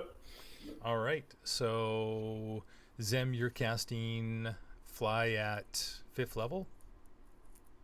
Yeah. Is that the plan, or I thought we were going in the? Oh, wait a minute. Or we're doing the portable hole thing. That's So why I then asked. they're protected more, and we don't have to worry about ash and heat for all of them except for me, Right. which I will stop and or we could rotate that. If one of you guys go fly, then I hop in the bag for a round to cool I down see. while So the they're next hopping person in the flies. Bag. Okay. So, what is the lowest con? Is it +2? Mine would be +1. Everybody else, I don't know. Right, but you're Plus not that- going in the bag. Yep. Luna, what's yours? 3. And Alamir? 4. +4. So +3 is the lowest because Jinkin is +4. Oh, actually, I'm sorry. And Hef is +3. So 3 is the lowest. So 3 minutes. So you could do 3 minutes. So, all right. So you're going what, like 2.5 minutes, and then taking time, letting people breathe. Yeah, I would do that. Yeah, so Yep. 2.5 minutes at 75 feet per 6 seconds. And he is hasted, so. Oh, and you're hasting. Okay, well then hasting. Yeah, then I'm. Oh, wow. What is it? That would be 3 movements, so that's 225 feet per round. Then you're going to travel 6 miles in 5 minutes plus taking these little rests. It's going to take you about 7 minutes to get there, and you only will have to stop once. Perfect. That works. Okay. Whoever has the And highest. I will wrap my head with whatever to help me breathing the ash and stuff while I run. All right, so I need you to make an athletics check, please. Normal roll? Normal roll. Because regardless of whether or not you're affected by the 12. terrain, I haven't rolled over a 5 yet. That was my highest roll tonight. but 12 is sufficient to prevent you from taking damage or having any major thing go wrong. Go ahead and actually secondarily make a survival check.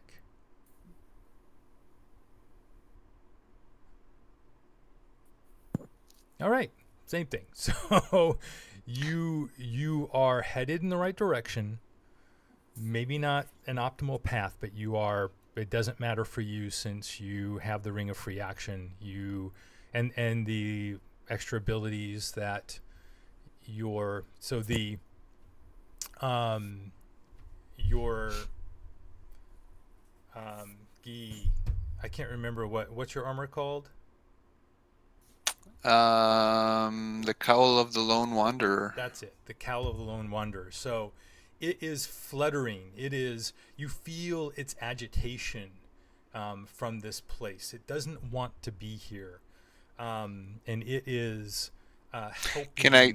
You said it would be 2 rounds to get. Well, no, it'd be more than 2 rounds for the 7 miles. But Right. It's going to be a 2.5. It's going to be 2.5 minutes. Stop, breathe, and another 2.5 minutes, and you'll be there.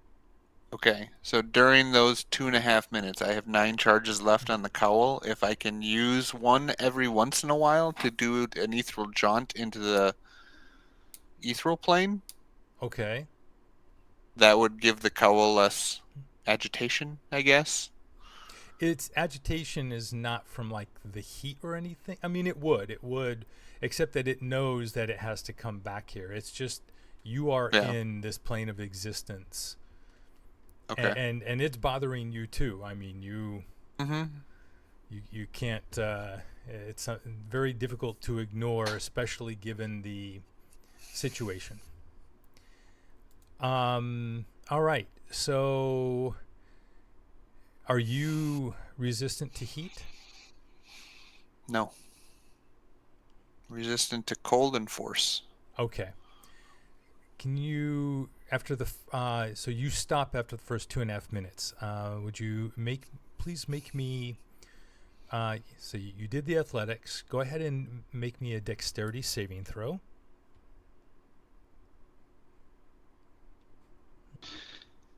Nice. There we go. You have the cowl automatically.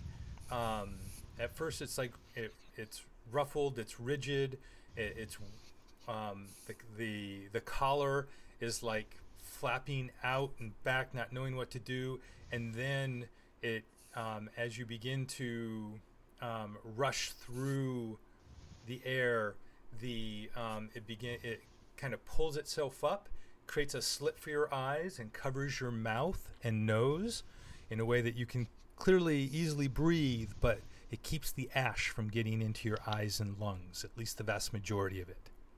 Okay. Now I need a Constitution saving throw, please.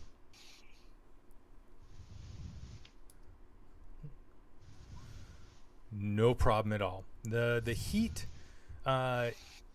is much higher than what you came from, but it's not enough, and your exertion, especially with the magic, the haste spell, is not enough to keep you from being. Actually, the haste only lasted for a minute, didn't it? Yes. Yeah. That's an issue. So you don't actually make it. You only travel 100. You only travel 150 miles an hour for the first minute. So you get. Well, the 225, because it would be action, bonus action, plus the hasted action, Right, all being dashed. The way that 5e calculates all that is based on the base move speed. That's your miles per hour that you can. Yeah, so it'd be 75, 75, and 75. No, that's not how it works. Because the hasted would give me the extra 75. Correct. The hasted gives you the extra 75. A dash on top of that does not increase your overall miles per hour move speed over long distance. You can push yourself. So an action, a bonus action, and a hasted action. That's 3 actions that I'm using. I understand. As that movement. Is your like in combat round per round movement that you can do, but that doesn't mean that you move that many miles per hour over the course. But it's 225 feet minutes. per 6 seconds. I know. I'm just doing rules as written, how they calculate it. Okay. Like, they Then there's no point in ever dashing when you want to run somewhere fast. it depends how far you're going. Like, I you're mean, you not get gonna. exhaustion by dashing that way or running at full speed, and that's what I'm expecting here. But that's fine.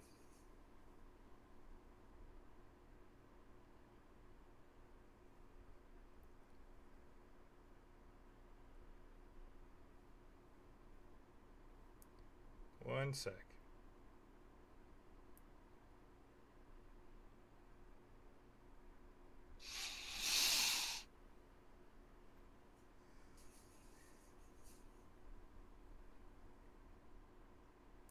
Because otherwise I wouldn't have him even haste me then, because it doesn't do any extra movement.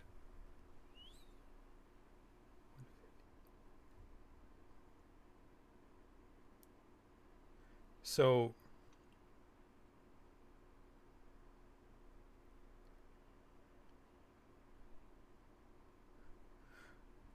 so rules is written, the way we're calculating it based on your base move speed, you are moving really, really fast. Because if you did the math, it would take 23 rounds, and that's using your dash. It would take 23 rounds to go a mile. Mm-hmm. Yeah. So 23 divided or times 6 is however many minutes to run a mile. So 23 divided, so that's 2.3 minutes to go a mile. So you're actually going faster than that. So it's taking all that into account. That's what I'm saying, is that the max movement you have, based the calculation that the rules already do based on your base move speed, takes all that into account. And how far away is it? Well, then yeah, then I would say there's no point in hasting me because it doesn't make that faster, which I would assume it does because your movement's faster. But if It that is going to make doesn't, it then faster for 1 minute. It's going to double your in 1 minute. You're going to travel as fast as you would have normally in 2 minutes. but if I base run and dash normally, that's the same as 2 actions of my base run and the And what I'm saying is, if you spell. do the math, the 60 miles an hour or the 75 miles an hour doubled to 150 is far faster than what you would get if you calculated it out doing run dash plus bonus speed. The dash is already built into it and then some. That's all I'm Okay. saying. So you're already dashing. So then haste wouldn't give me double. It would give me 1/2 more of my normal. No, it doubles. Normally you would run 75 miles an hour with your dash. Now you're running 150. So you're doubling the dash Correct, too. but it only gives me 175, not. So if my normal run Is and dash is 75. 75, then adding one more movement to that of another 75, not the 150, says, because you're saying the 150 is already calculated into the 75 miles per hour, then I would only get half of that. I would get 37.5 added to it, which means I'm only running at 105 miles. You're missing what I'm trying to say.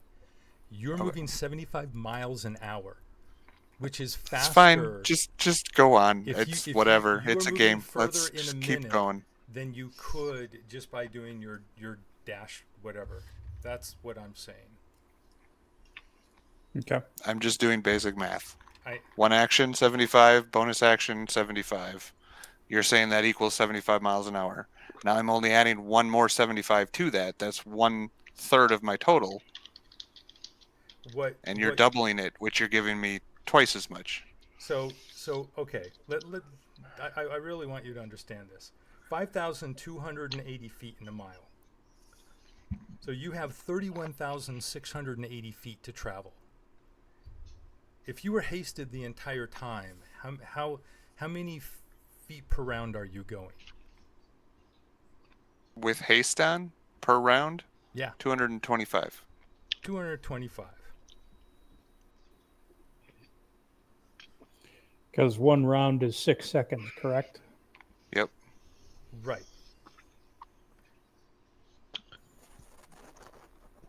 So that, if you calculated that out, it would take you a little over 14 minutes to run. And I'm saying, based on rules as written, it's saying you would get there in only 5 minutes. The rules Yeah. as written is already boosting your speed far beyond what you get with your dash. You are pushing yourself even harder than that. And I'm saying that's fine. We can Okay. move on. All right.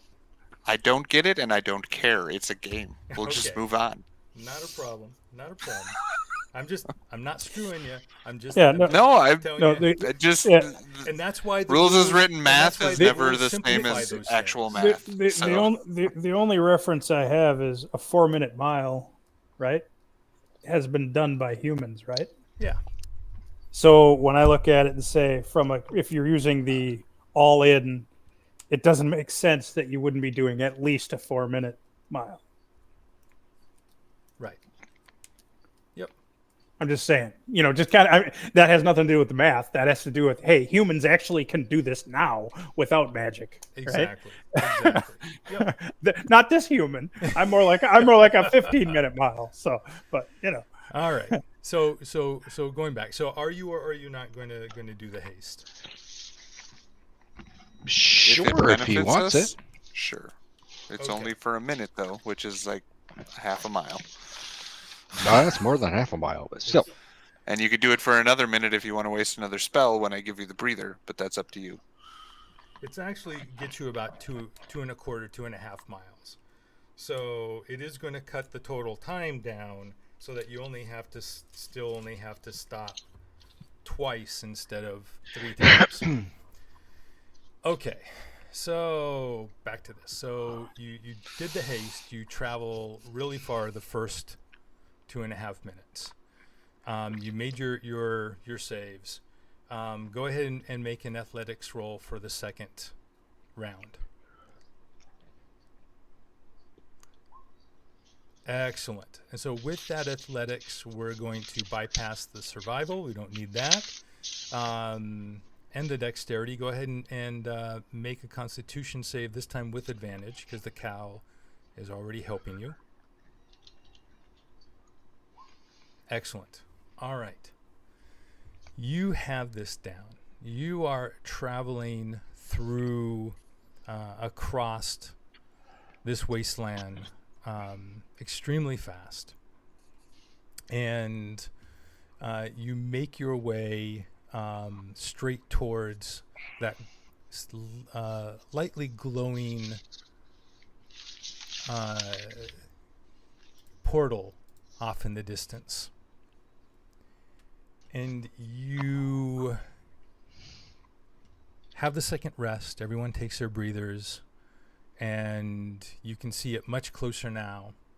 There are some forms, not quite discernible at this distance, but you can tell that there are quite a few humanoid forms standing both in front and around the portal. And How far away are we, roughly? at this point, you're about 1.5 miles away. And you do see off to the right in the distance what looks like the purple robes of Junlock. So I'm going They to... would not have expected us to get this far this fast. Do you guys want to get out here and surprise them somehow, or Just dump the Do you bag want out me- at his feet. do you want me to try to still run fast but at half speed, which is still as fast as normal for you guys? the But I could do it quietly. Yeah, the Dragon Council or an individual on the Dragon Council said we don't want to confront the purple wear, the June Luck guy, if we can avoid him. So I'm thinking we just get the heck out of hell. Let's get the hell out of hell. So we got to get past him to get the hell out of hell. Because he's in front of the Just throwing place that we're out trying to there. get to. Oh, I know. I'm just saying, it seems like we got to go through him. Unless you want to run and go straight up the side of the tower. I Well, can do that. I know you can. So I'm just saying. I'm just going to bring this up so that you see. So you should be at the bottom, and so you cannot be, and actually, we'll say that you can be as far back as you want, but this is what you're approaching. And that's a portal. Thought it was a tower. That is a portal surrounded by this river of lava, and you see, so you see those 6 berserkers that you had fought before, right?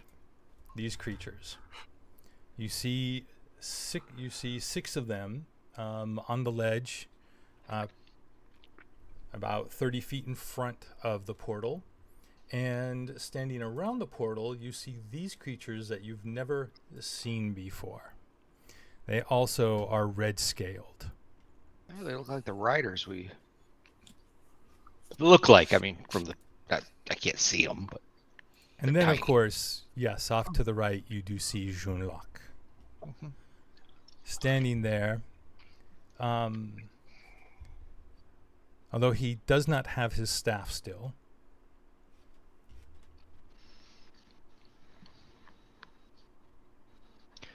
I'm thinking fireballs are not the best choice, guys. No, do you got ice balls? So, Balls of ice? and the portal is there, but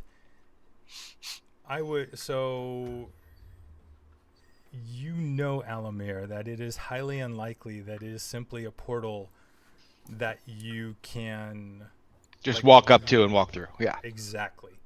You will need to do some type of magic Mumbo ritual, jumbo.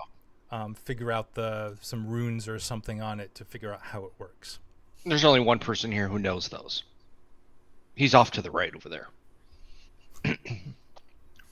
That's my guess. Unless one of you knows it. So you're saying we have to fight? We have to get it out of him, or we just bribe Tom. I have 2 no cases problem of doing fine that. whiskey, Tom? No, he does not anymore, so we'd have to figure something else out. We pay for your D&D Beyond for a year. Yeah, didn't see that working either. All right. So, and as you actually, Wow, nothing. Absolutely nothing. He So cannot be bribed. we're going to make these larger so that you can see them. Here on the left side, I'm going to place the markers. There are now 1.5. Oh. yes, there are now 2. Yep, there are now 2 boxes in the threat clock filled.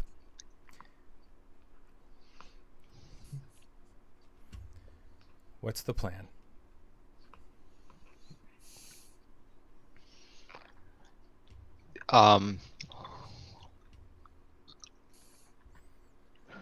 Well, first we have to get to the portal. Doesn't matter where we are if we're not at the portal. That's part 1. We may not be able to get through it, but we made it to the portal. You want me to throw up a wall of fire? Yeah, that'll help. So they can bask in it and heal themselves? Exactly, and heal themselves. Yeah, that's probably not in the best. And then we run right by while they're Yeah. basking. Throwing out the fly idea again. Again, this is a proposal. Get everybody flying, and we can fly by the creatures, even if we take opportunity attacks, and just try to get through. Are you saying we got to have a password, or we got to know the incantation to get through? Pretty much. Okay. It Well, has in my a key. opinion, if we can fly and land up here. And then they have to come crawl up it to us because they're down below, right?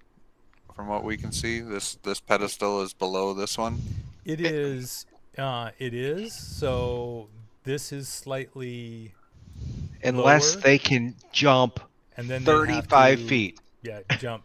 But they could jump onto here. They can run. So this is something that's only a little bit lower, and then they'd have to jump and climb up. How little bit? So this is about this is 10 feet lower, and which means that Then this 10 is feet up. about then this is up a 20 more feet above it. So this is 10 feet higher than where they're currently at. All right, so 10 down, 20 up. Got it. Yep. okay. Okay. But they still got to do that, which might waste a round or two for them to get to us while we can No, you're deal not with wrong. these guys. Yeah. Totally understanding. Especially if we get a surprise. You can always tell us what the plan is. You can be like, "Look, guys, Because telepathically." again, you guys don't even have to put fly on yourself. You can stay in Yeah. the bag. I can bonus action fly Yeah, over he could them just- up to the top, land, open the bag, and you guys can jump You could out. even run below the walls, out of sight. Down here, to just run along the walls and then come up the side over here and, boop, surprise. Yeah, as long as Either I can do way. it in one round. So it's up to By us. the way, would it help if I cast invisibility on you? If you want. Or Do you want to save your spell? It's up to you. If you want to cast it, you cast it. I was just asking if he thought it would help and if he needs it. It'll help, but do you want to waste the spell? I got a do you- freebie. Okay. What You- level? This is actually with Was my it regular invisibility or greater invisibility? That's what I'm bringing up right now. If you're wasting second level spells, that isn't as big a deal. It does not take a spell slot. Right, but it still has to have a spell level ability.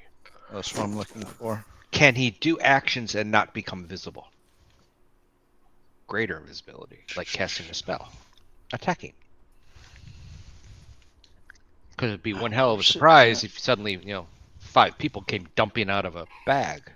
It's a second level. So it's regular invisibility. Which means I can still move, climb, You- get up there, whatever. You just can't interact. No, but I can But open the you- bag, and if you guys Correct. crawl out yourself, Yeah, then suddenly just we're there. appear. there's going to be a hole in the ground that you guys start crawling out of. Exactly. And then he does not appear until he actually attacks somebody, so he could surprise somebody. He would be. It would be a I surprise. could get over behind Jean Claude over there and push him off the cliff. You could. Make him The waste other- his spell to fly. Uh-huh.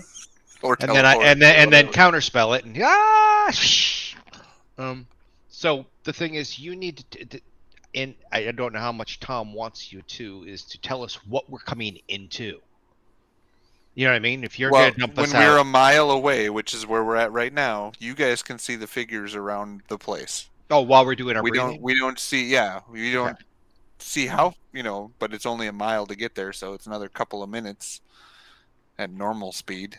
At my speed, it would be Now, the question 30 is seconds to get you there. does any of these things have true sight or anything like that can see I don't know. We We invisibility? don't know. we don't know. Remember, they might have seen us out there and a mile away.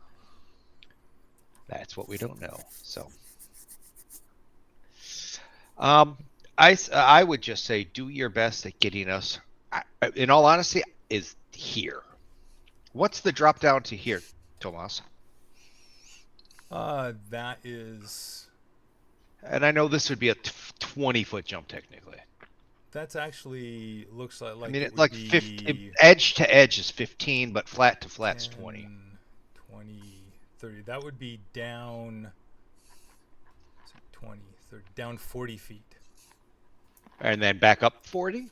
Yeah. So these platforms are 40 feet higher than the rocks down here. Okay. I'm just saying this is where we need to go, I think. Because what we don't want to do is be fighting. I don't need to worry about anything. We don't want to be fighting these guys and have him launching spells at us. That's my. But invisible only lasts for 1 minute too, right? Oh, 1 hour. Okay. I mean, now we beat him up. How do we get the code? That's the other flip side of that. Or the incantation or whatever. I don't think there's going to be a post-it note on the side of that portal. But again, we don't know till we get there.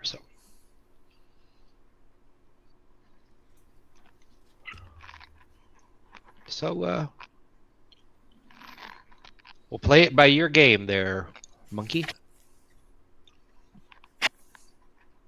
Or I mean, Zam, give some input. I mean, It's up to you. I'm asking you guys no, on I'm this last asking break. Zem. What do you want to do? I'm asking Zem. I mean, he's the Invisibility, I can get by them without a problem. correct, and that's why I was saying Luna did offer that. That's great. I can give you a haste, which will disappear by the time you get there, unless I cast it right when we get there.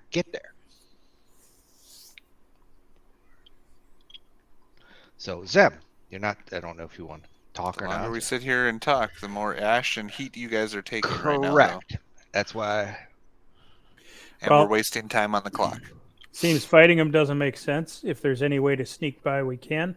I don't know how we're going to get by without knowing the password or the glyph or the whatever the means to get through it is. But we'd at least be on the high point to Yeah, we'd be above everybody. assess. Dazzling lights as they climb up the side, maybe, you know, if Jinx wants to do that, can stop them from climbing up. We deal with the 3 on the top, and then we only have to deal with him. That's why. Do we land on their platform or on his platform? If we're on his platform, all of them have to climb. Well, I'm assuming the 3 by the portal are spellcasters. I would somewhat agree with you on this. It looks like they're casting spells in their picture.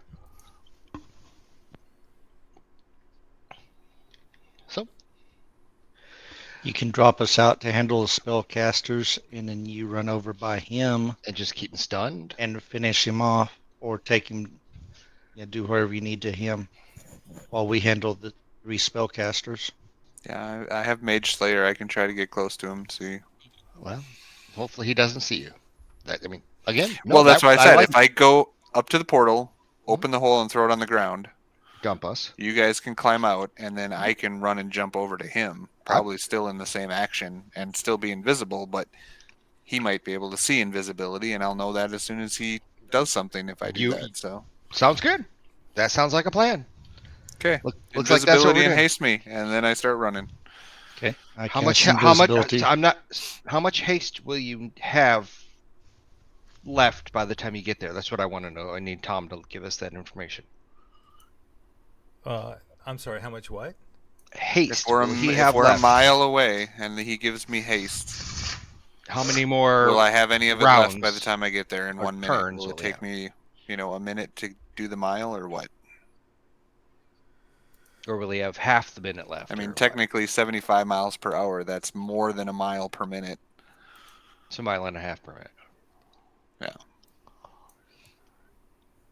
You can travel 2.5 miles in a minute with the haste. So I should have half the So haste he's left over half of the haste left. when we Right. get there. Like 6 more rounds out of the 10.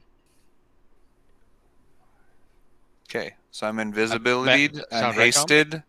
It will They're- yeah, point 4, so which would give him 60%. So you will have 6 rounds left. Asking me about math. That's not your best plan.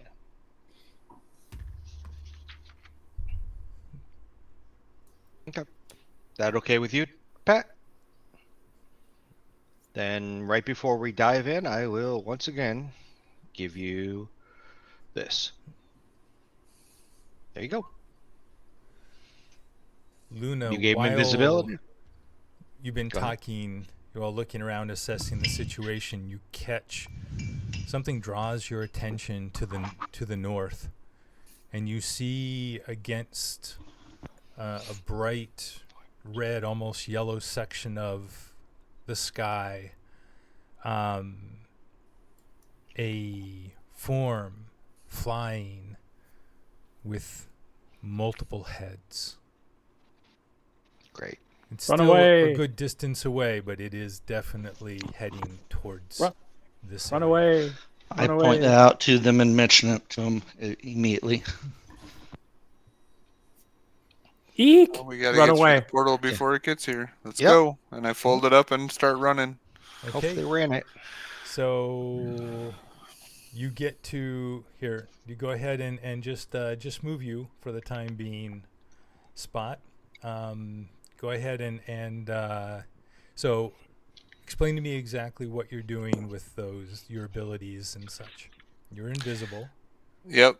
So before I get to the end of this, I guess, because this is above them, and is this side equal to this, So or that slightly above? that is 20 feet higher. So you're gonna drop 10 feet down to there and another 10 feet down to there. Nope, I'm not dropping at all. That's why I'm asking if Yep. this is equal to this. To that. Yes, it is actually 10 feet higher than that. Okay. So that will easily take me over all of their heads. I'm going to do wings unfurled when I use my step of the wind, which is the hasted extra run speed, Yep. which gives me the fly. Yep. Does that take me out of invisibility? I don't believe Because it's so. not a spell, it's not No, anything. it's not a spell, and you're not It's attacking. not an attacking. Okay. So then as I get to this point, that happens, and I just run across the air basically flying. As you take like off into this the side. air, you hear Junlock yell out, He's here. That's what I figured. He is above your heads! He is flying through the air! Beware! Be prepared!" And I'm really, really, really fast, so I'm going to land over here. And He's before there. you- He's before there. you He's there. He's continue, there. I need everybody, especially you, Spot, to roll initiative, please. And you want us to click our characters, right? Yes.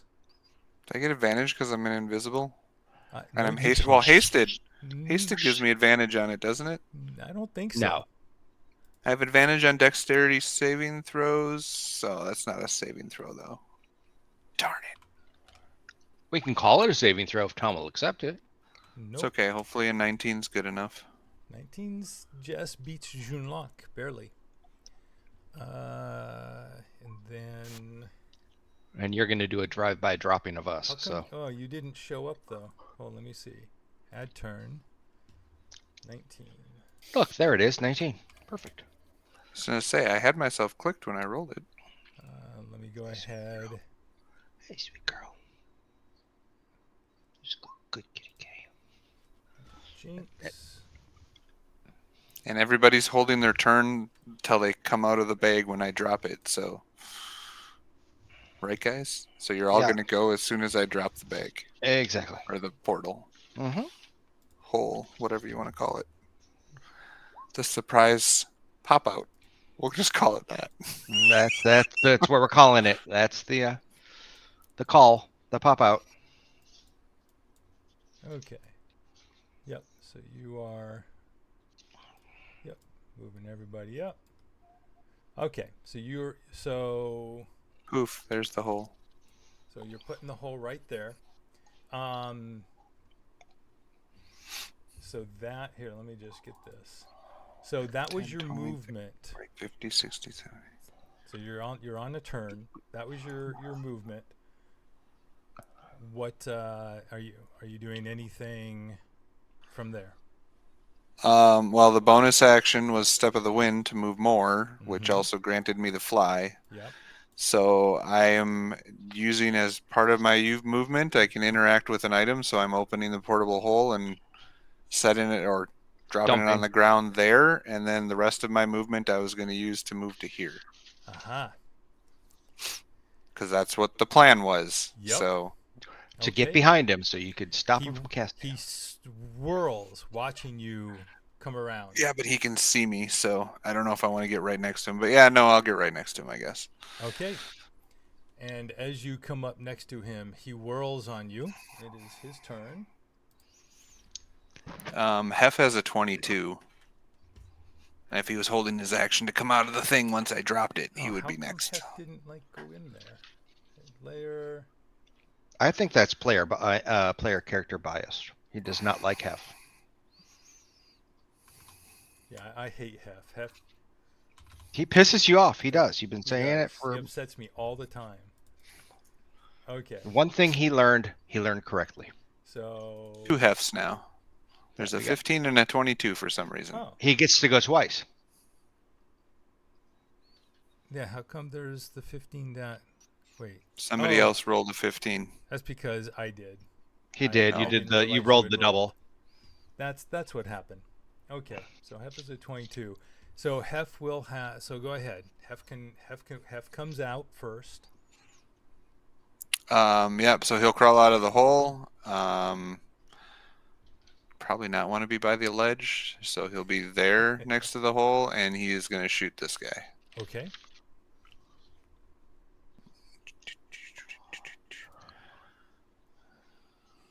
Who's wearing studded leather and a buckler? In Yeah, no, addition he's to his gonna. scales. He has way better attack on the sword, even though he is bow driven. It's the same damage, so he's gonna run up and use the sunblade. Which I don't know what all that does, but Power of the sun. gain a +2 to attack and hit. It does radiant damage, is what it does. Radiant damage when you hit an undead. They aren't undead though, right? It does bonus radiant against undead. Yeah. So it's just a normal +2 sword. But it's still magic damage. Yep, it is. 21 to hit. 21 hits. So Oh, can his bonus action of the shield go up in front of him? Because that's the bonus it thing, takes right? it takes an action to action? enact Okay. that. Then he's going to just hit him first. Okay. Doesn't get sneak attack on it, so it's just going to be. So is he holding the shield even though he doesn't activate it? I would assume he has to, right? He doesn't. Because have it only to. floats once it's activated. He could Or leave can it, he could call it leave from his on side? back, Here you go. which is No, what he- no, he's going to use it for armor right Got now it. if he's Okay. attacking with the sword. So So, then yeah, that's it's one-handed. 9. So that's 9, 9, and that's not undead, so 9 damage. Okay. That was the first attack.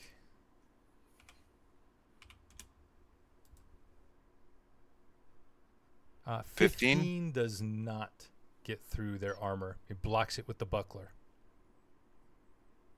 And last attack, 24 24 for definitely 14. 14 radiant damage. Ouch. All right. He slices into this creature, and So his fire. AC is actually higher than 18 right now, right? With the shield equipped? With the shield, he should have. It's a 20, isn't it? Yeah, but you don't have it equipped on his inventory. The box is unchecked, that's why. Correct, because normally he's using his bow. So. Yep. Okay. Just so that I know what his AC is, if it's 20 with the shield equipped right now. Yep. So. It's 20. It doesn't have any extra bonus because it animates, so you don't have to wield it. Yep. All right. And anything with the bonus action? Or actually, I'm sorry, he was holding his action. So you know what? He couldn't. It was only one attack, huh? He was holding an action, which means he could only actually. He come crawled out. Okay. Right, because it's just a dash. Yeah. True. He can only use his bow then. No, he can't. No, only one he action. Crawled out. That was his action. Yeah, Was he to come crawled out of the out and hole. positioned himself. That's the action, getting out of the thing. Understood. Well, can he crawl out and then move up to it then, so that Yeah, absolutely. he was still there? Yeah, Okay. you basically dash is the action that you Yep. hold. Okay, he's at it. Junlok. Oh. Okay. Junlok turns to you. He faces you with his shield and 2 swords. These I'm swords still are invisible. Does he have disadvantage? no, because he has true seeing on. He can see you clearly, even when you go ethereal.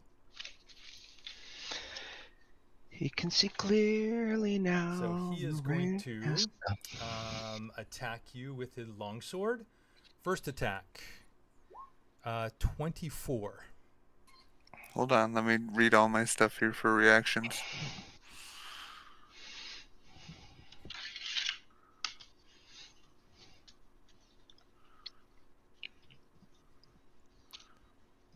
Okay. Blind fighting doesn't give me anything other than 10 feet.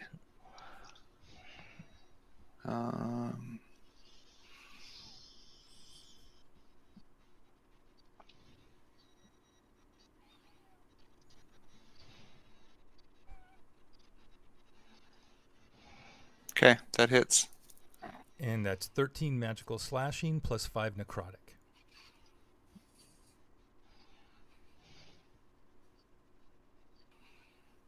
And he is going to expend one of his spell slots to do an additional 29 force damage on that hit. I can use my reaction as Mage Slayer then, right? Because he cast a spell. No, that is an Eldritch invocation, an ability. Eldritch Smite Okay. was not a spell.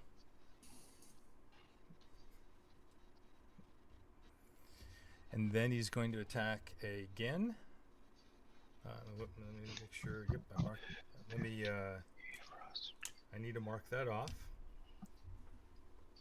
Another spell slot gone to smite, and then another attack with the. That is a 19. Just hits. For 11. So, yes. Okay, you use a spell slot to cast a smite, but that's not a spell. Correct. It's the same thing as when Zem smites. He's not Correct, but casting I a would spell. assume that you have to say a word or something that the smite comes, which is a spell. Mm-mm. It's Okay. not. It's an ability. So that's 11 slashing, 5 necrotic. Third attack is another 9 slashing, 5 necrotic. And a final fourth attack, is another 15 slashing, 5 necrotic. And he will rotate around over here and he says to you, "Well, monk, you have chosen poorly in attacking me directly." Which one put me at bloody?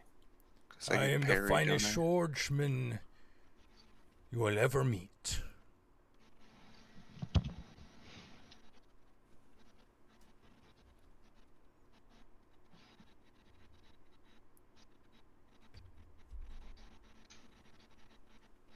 And Yeah, the first one didn't put me down. Well, no, because with the smite, parry 20. Add that back in. seeing at what point you were bloodied. Yeah, I wasn't paying attention when I was hitting minus, minus, minus. So that was 29, did not put me there. So the 19, technically that damage put me at bloodied. Okay. But that means that if I were to get the 2 AC and stop that one, it wouldn't put me at bloodied, so then it doesn't occur, right? Yeah, I'm sorry if The hit with the 19 would have made me bloodied, okay. which then gave me the 2 AC, but it doesn't make a difference on the next 2 hits, so... Right, 27 and 32. Can I still use would that hit. at any time, or is that 2 AC on... So does the ability say while bloodied? It says reaction to gain 2 AC against 1 melee attack. Correct. Then you can do it At any time while I'm bloodied at now, any time right? while you're bloodied. Okay.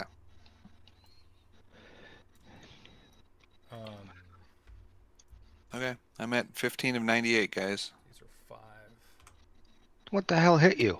A truck? Yeah, Yes, 4 times. Yes, a With a truck. smite. A small turtle. Technically, if you take the smite out, he hit me 4 times. You put the smite in, he hit me 6 times. You So you're were saying he warned. could have done The better. smite was worth 2 more hits, basically, of the damage that he did. So All right, and that is his turn, Alamir. Well, apparently all we can do is climb out. well, So that's there's- part of your movement now, unless you were holding your action. It's Well, I was your hold- normal action, so Correct. So Well, I was holding a cone of cold. did they all climb out when I dropped? Because that's what they were waiting for, was the hole to open, and then they were all going to climb right. out. If you were round so before. everyone crawled out, so you can place yourself wherever you want before your turn comes. Everyone should be out at this point. Okay, So then I let will- everybody place them peoples. I'm placing Jinkin right there. Then Okay. he's done. I need a cone of cold, sir. You guys are not 40 feet below. I know. I'm waiting yourself for a up cone on of the cold. platform somewhere. I but, got you. but I need to know where you crawled out at, because you're Oh, not okay. casting the cone of cold from inside. Like you're going to have to do the cone of cold on your turn unless you're casting it from inside the thing. Okay, I got you. So there, I'm gonna go. I'll go. I know that's on an edge there, but you tell me.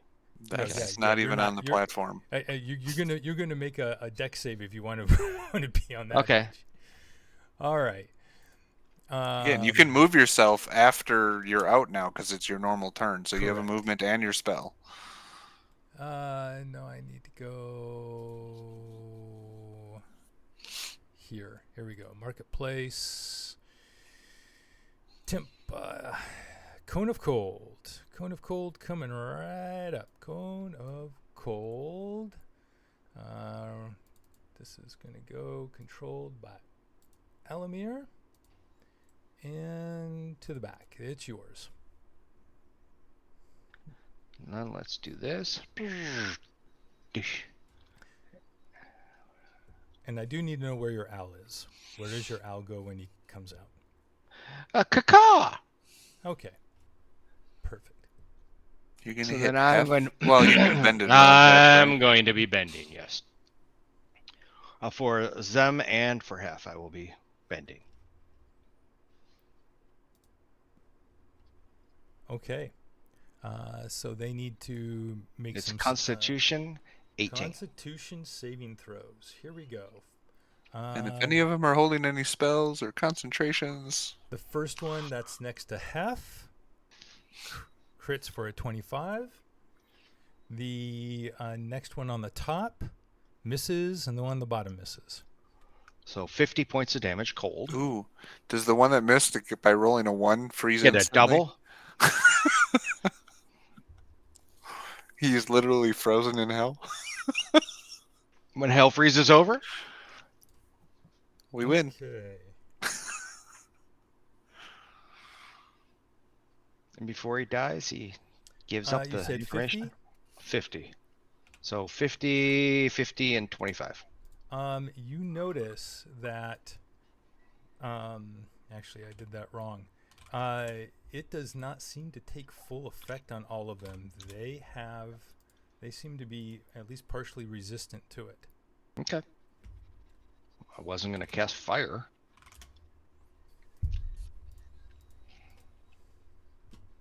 Okay.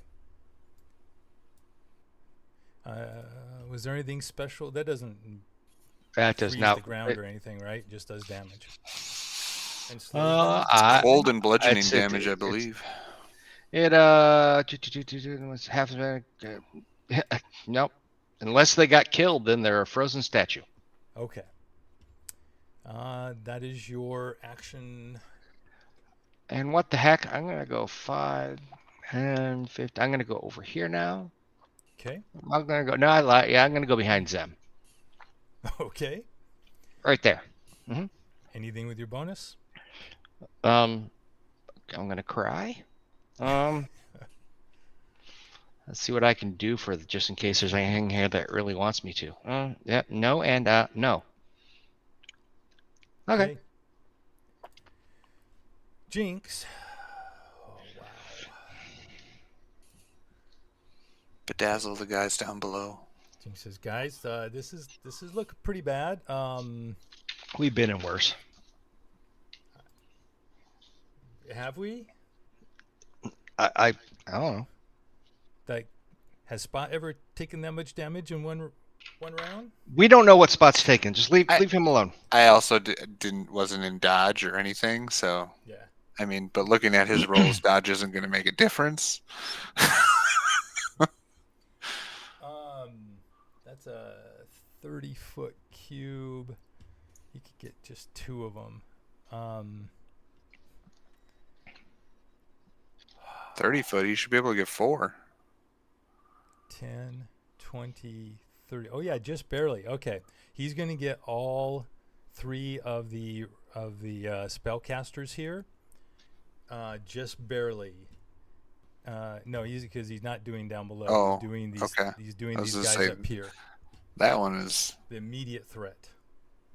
And he is casting Hypnotic Pattern, and they are just barely. Right, I'm just going to double check here.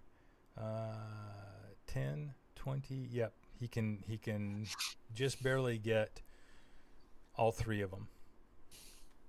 So they're going to need to make wisdom saves. if they're frozen, do they have disadvantage? Nope. Darn. They Just are check. proficient in it, but that is a miss, and a miss. So all 3 of these are now affected. So I'm just going to put little icons on them. They are all mesmerized. He says, leave these guys alone. They are. And you Not see the that droids look in you're their looking for. eyes that you're used to when the effect goes off. He goes, Alamir, can you figure out how to use the portal And that's what I'll be doing next turn. in case things go wrong? I'm going to and try. He's gonna maybe he'll now that they're mesmerized, he'll move forward a little bit so he's not right on the edge, but he's gonna stay there. It is their turn, but they are all mesmerized. Luna, your turn. Well, throw me down a deal for Sleet Storm. A sleet storm. That should also. Let me look here. I think that does spell freezing. Heavily obscures. Puts out flames in the area. Ground area covered with a slick marking makes it difficult terrain. Perfect. Is there any way you can move it so that if the creature's coming from? Yep. Okay. Perfect. Okay. Yeah, don't my hit the one goal- guy on the top. My goal is just past this guy here. So right there should not hit That's this fine. guy, That correct? won't hit him. It doesn't do damage anyway. Right. Just makes things difficult.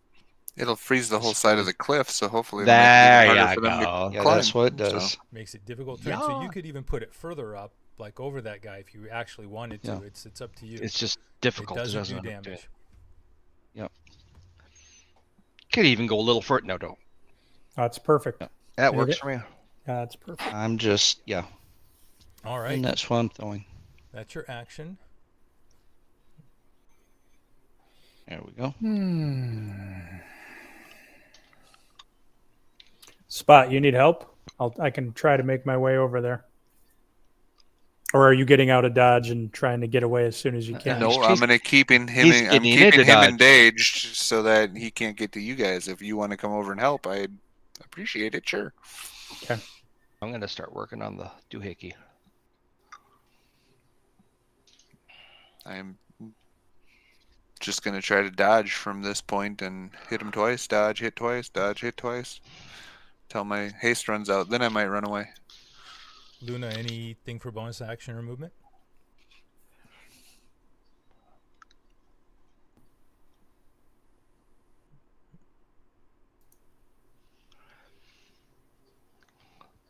He's not talking. He doesn't like us. Okay. Bonus action, I put Shillelagh on my staff. Okay. He touches And- his staff. Yeah. I like touching it. All right, that's enough. All right. I'm going to move over here. Let's see. Tom's been around me way too long. All of you have. I'm going to move there. All right. Sim.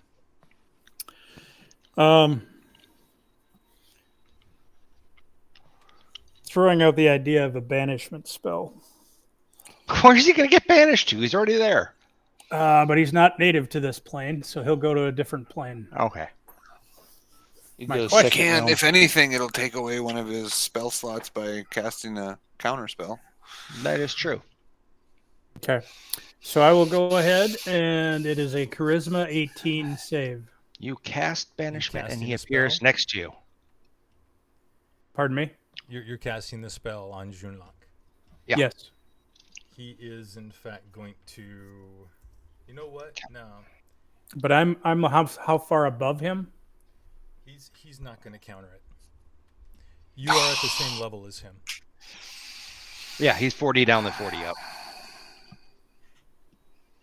40 down. So- Yeah, the platform we're on and the platform that's there is the same height. Yep. Same. Okay. Yeah. Okay. So you should be able to jump the 10-foot gap. With Well- a running We start. said that was 30. Okay, you cast the Huh? spell. What's the saving That's throw? one Charisma? box here. Charisma 18. I said, sorry, Charisma 20. 18. 5'10". It's That's edge to 5'10" edge. and 15 to that spot right there if you jump diagonally. Oh. 19. It's 32. Shit. Okay. He's a Make him warlock. roll He again. has Oh. great charisma. Okay, darn it. I was gonna say, well, he didn't try to counter it because if he countered it, I could use my reaction to smack him. It would have been good. That's what I was hoping for. That's the reason Tom didn't. And my movement is complete. My turn is complete. Very good. It is the Berserker's turn, so they all need to make dex saves. Oh, dex saves, not their thing. Dex saves or it falls dex saves. prone. It says the creature must make a successful Constitution saving throw against the spell DC or lose. Or no, that was for him. Never Yeah. mind. Dex saving. Yeah, there it is. I can The other read thing today. is it's heavily So, obscured, so fail, Did say reading fail, is your. fail. Ooh, the one on the far right made it, and the one in the back failed. has to be an 18. Yeah, Oh, an he 18. missed it. Nope, then they all failed. So they all fall prone. They crawl and begin to so they lose half their movement, and they're going to slowly try to move forward, which really doesn't get them very far, even though they have quite the movement. But that only will move them like there, there, there, there, there, and there. That's the idea. Yeah, very, very well done. It's Hef's turn.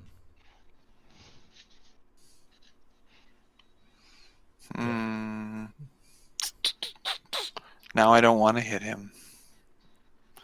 So he will move to there and shoot at him, which he should get sneak attack because Spot's there. Yep.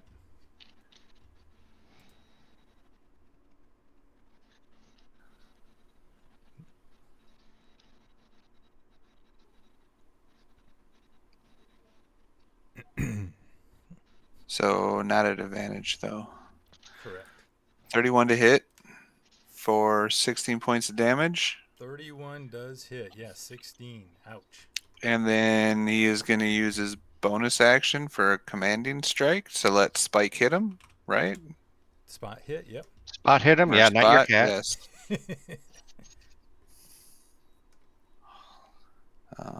Too soon? Magical Too soon. arm strike.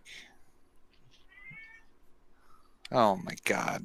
I can't roll worse shit tonight. Oh, yep. That does not get through.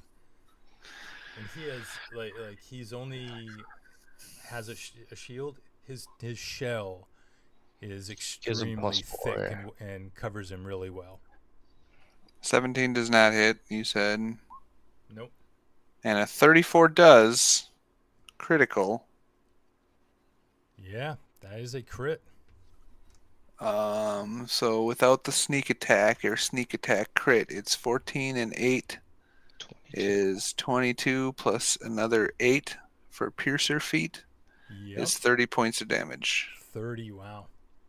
So as that goes off, he is going to use his reaction To catch the arrow. to do a fiendish rebuke. Uh-oh. Points are coming back. Well, is it actually, is Hef within 60 feet? 10, 20, 30, 40, 50. No, he's not. He can't No, do he's a not. fiendish rebuke on him. He's too far away. So scratch that. That's Doesn't do because crap. he moved. Not half. He moved. Yeah, he might have been close enough before, huh? Yep. The 10, 20, decisions 30, you make. 40, He would have still 50. been 5 Oh, he feet would have been away. 5 feet out. Yeah. But still. 65. So. Yeah. All right, that hurt. And that's Hef's turn, right? That was his 3 attacks, yes, and his bonus action to make Spot do an attack, which sucks ass because Spot sucks. So yeah, that's it. And it's Spot's turn. Hasted action to dodge. Um,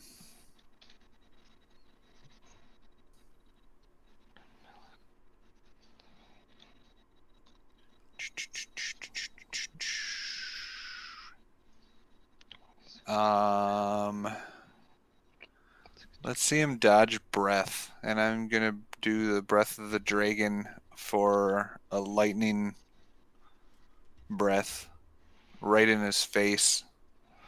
So he has a dex save of 19. Dex save. Here we go. A dex save.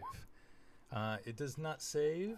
Wow. God, look at all those 1s and 2s.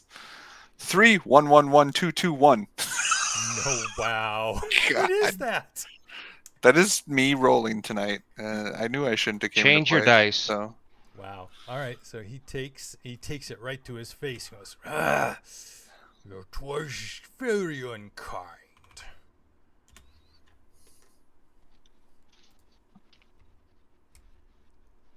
Okay. Is that it? Bonus action.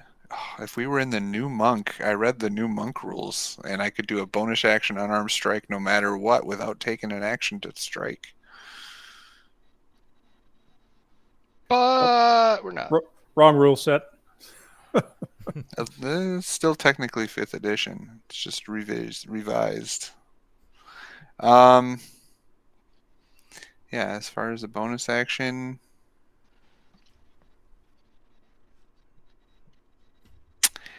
can I do aspect of the worm? As a bonus Because action? I didn't use it for resistance. Yeah, so I want to do frightful presence for him. Okay. So I create an aura. As a bonus action, on subsequent turns, I can force a creature within my area to make a wisdom saving throw or become frightened of me for 1 minute. The target can repeat the saving throw at the end of each of its turns. So I'm creating the aura for him of I am a nasty dragon that's worse than Tiamat in front of him. Except that you can't actually force it on him till next turn, right? When creating this aura, and as a bonus action on subsequent Okay. turns. So since you I'm choose creating them it, right he away. has to make the wisdom saving throw. Yep. Wisdom save. All right. Here we go. DC 18. All right. Come on. Roll. 25. Okay. He, But I can try to make him do it again next time. yep. Yes, you can. He looks and so it doesn't say that if they save, they're immune to it for a while, Nope. like some fear spells. No, it just says as a bonus action, I can continue to make him Got it. frightened. He goes, you. And then he repeats it. He repeats the save at the end of his turns after that point. Okay. He goes, you are a resourceful one. There are other things I would like to do to focus on your friends. I'm afraid you are forcing my hand.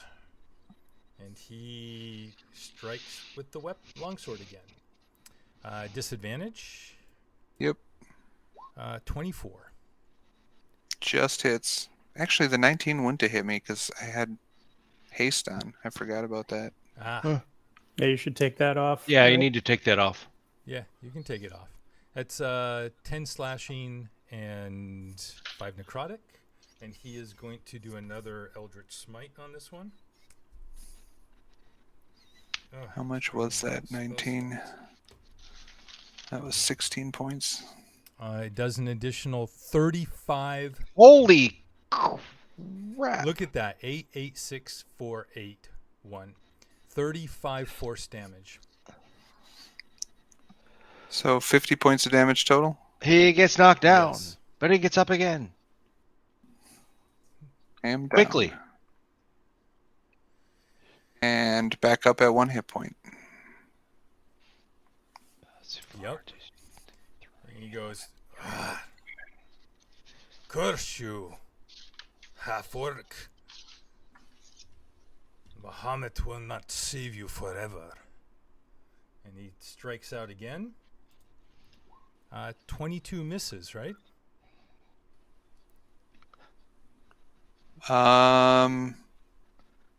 No, because I'm 19 plus 2 now. Well, no, and I'm bloodied, so that would put me at 23. So yes, If you use your I reaction. will use my reaction, Okay.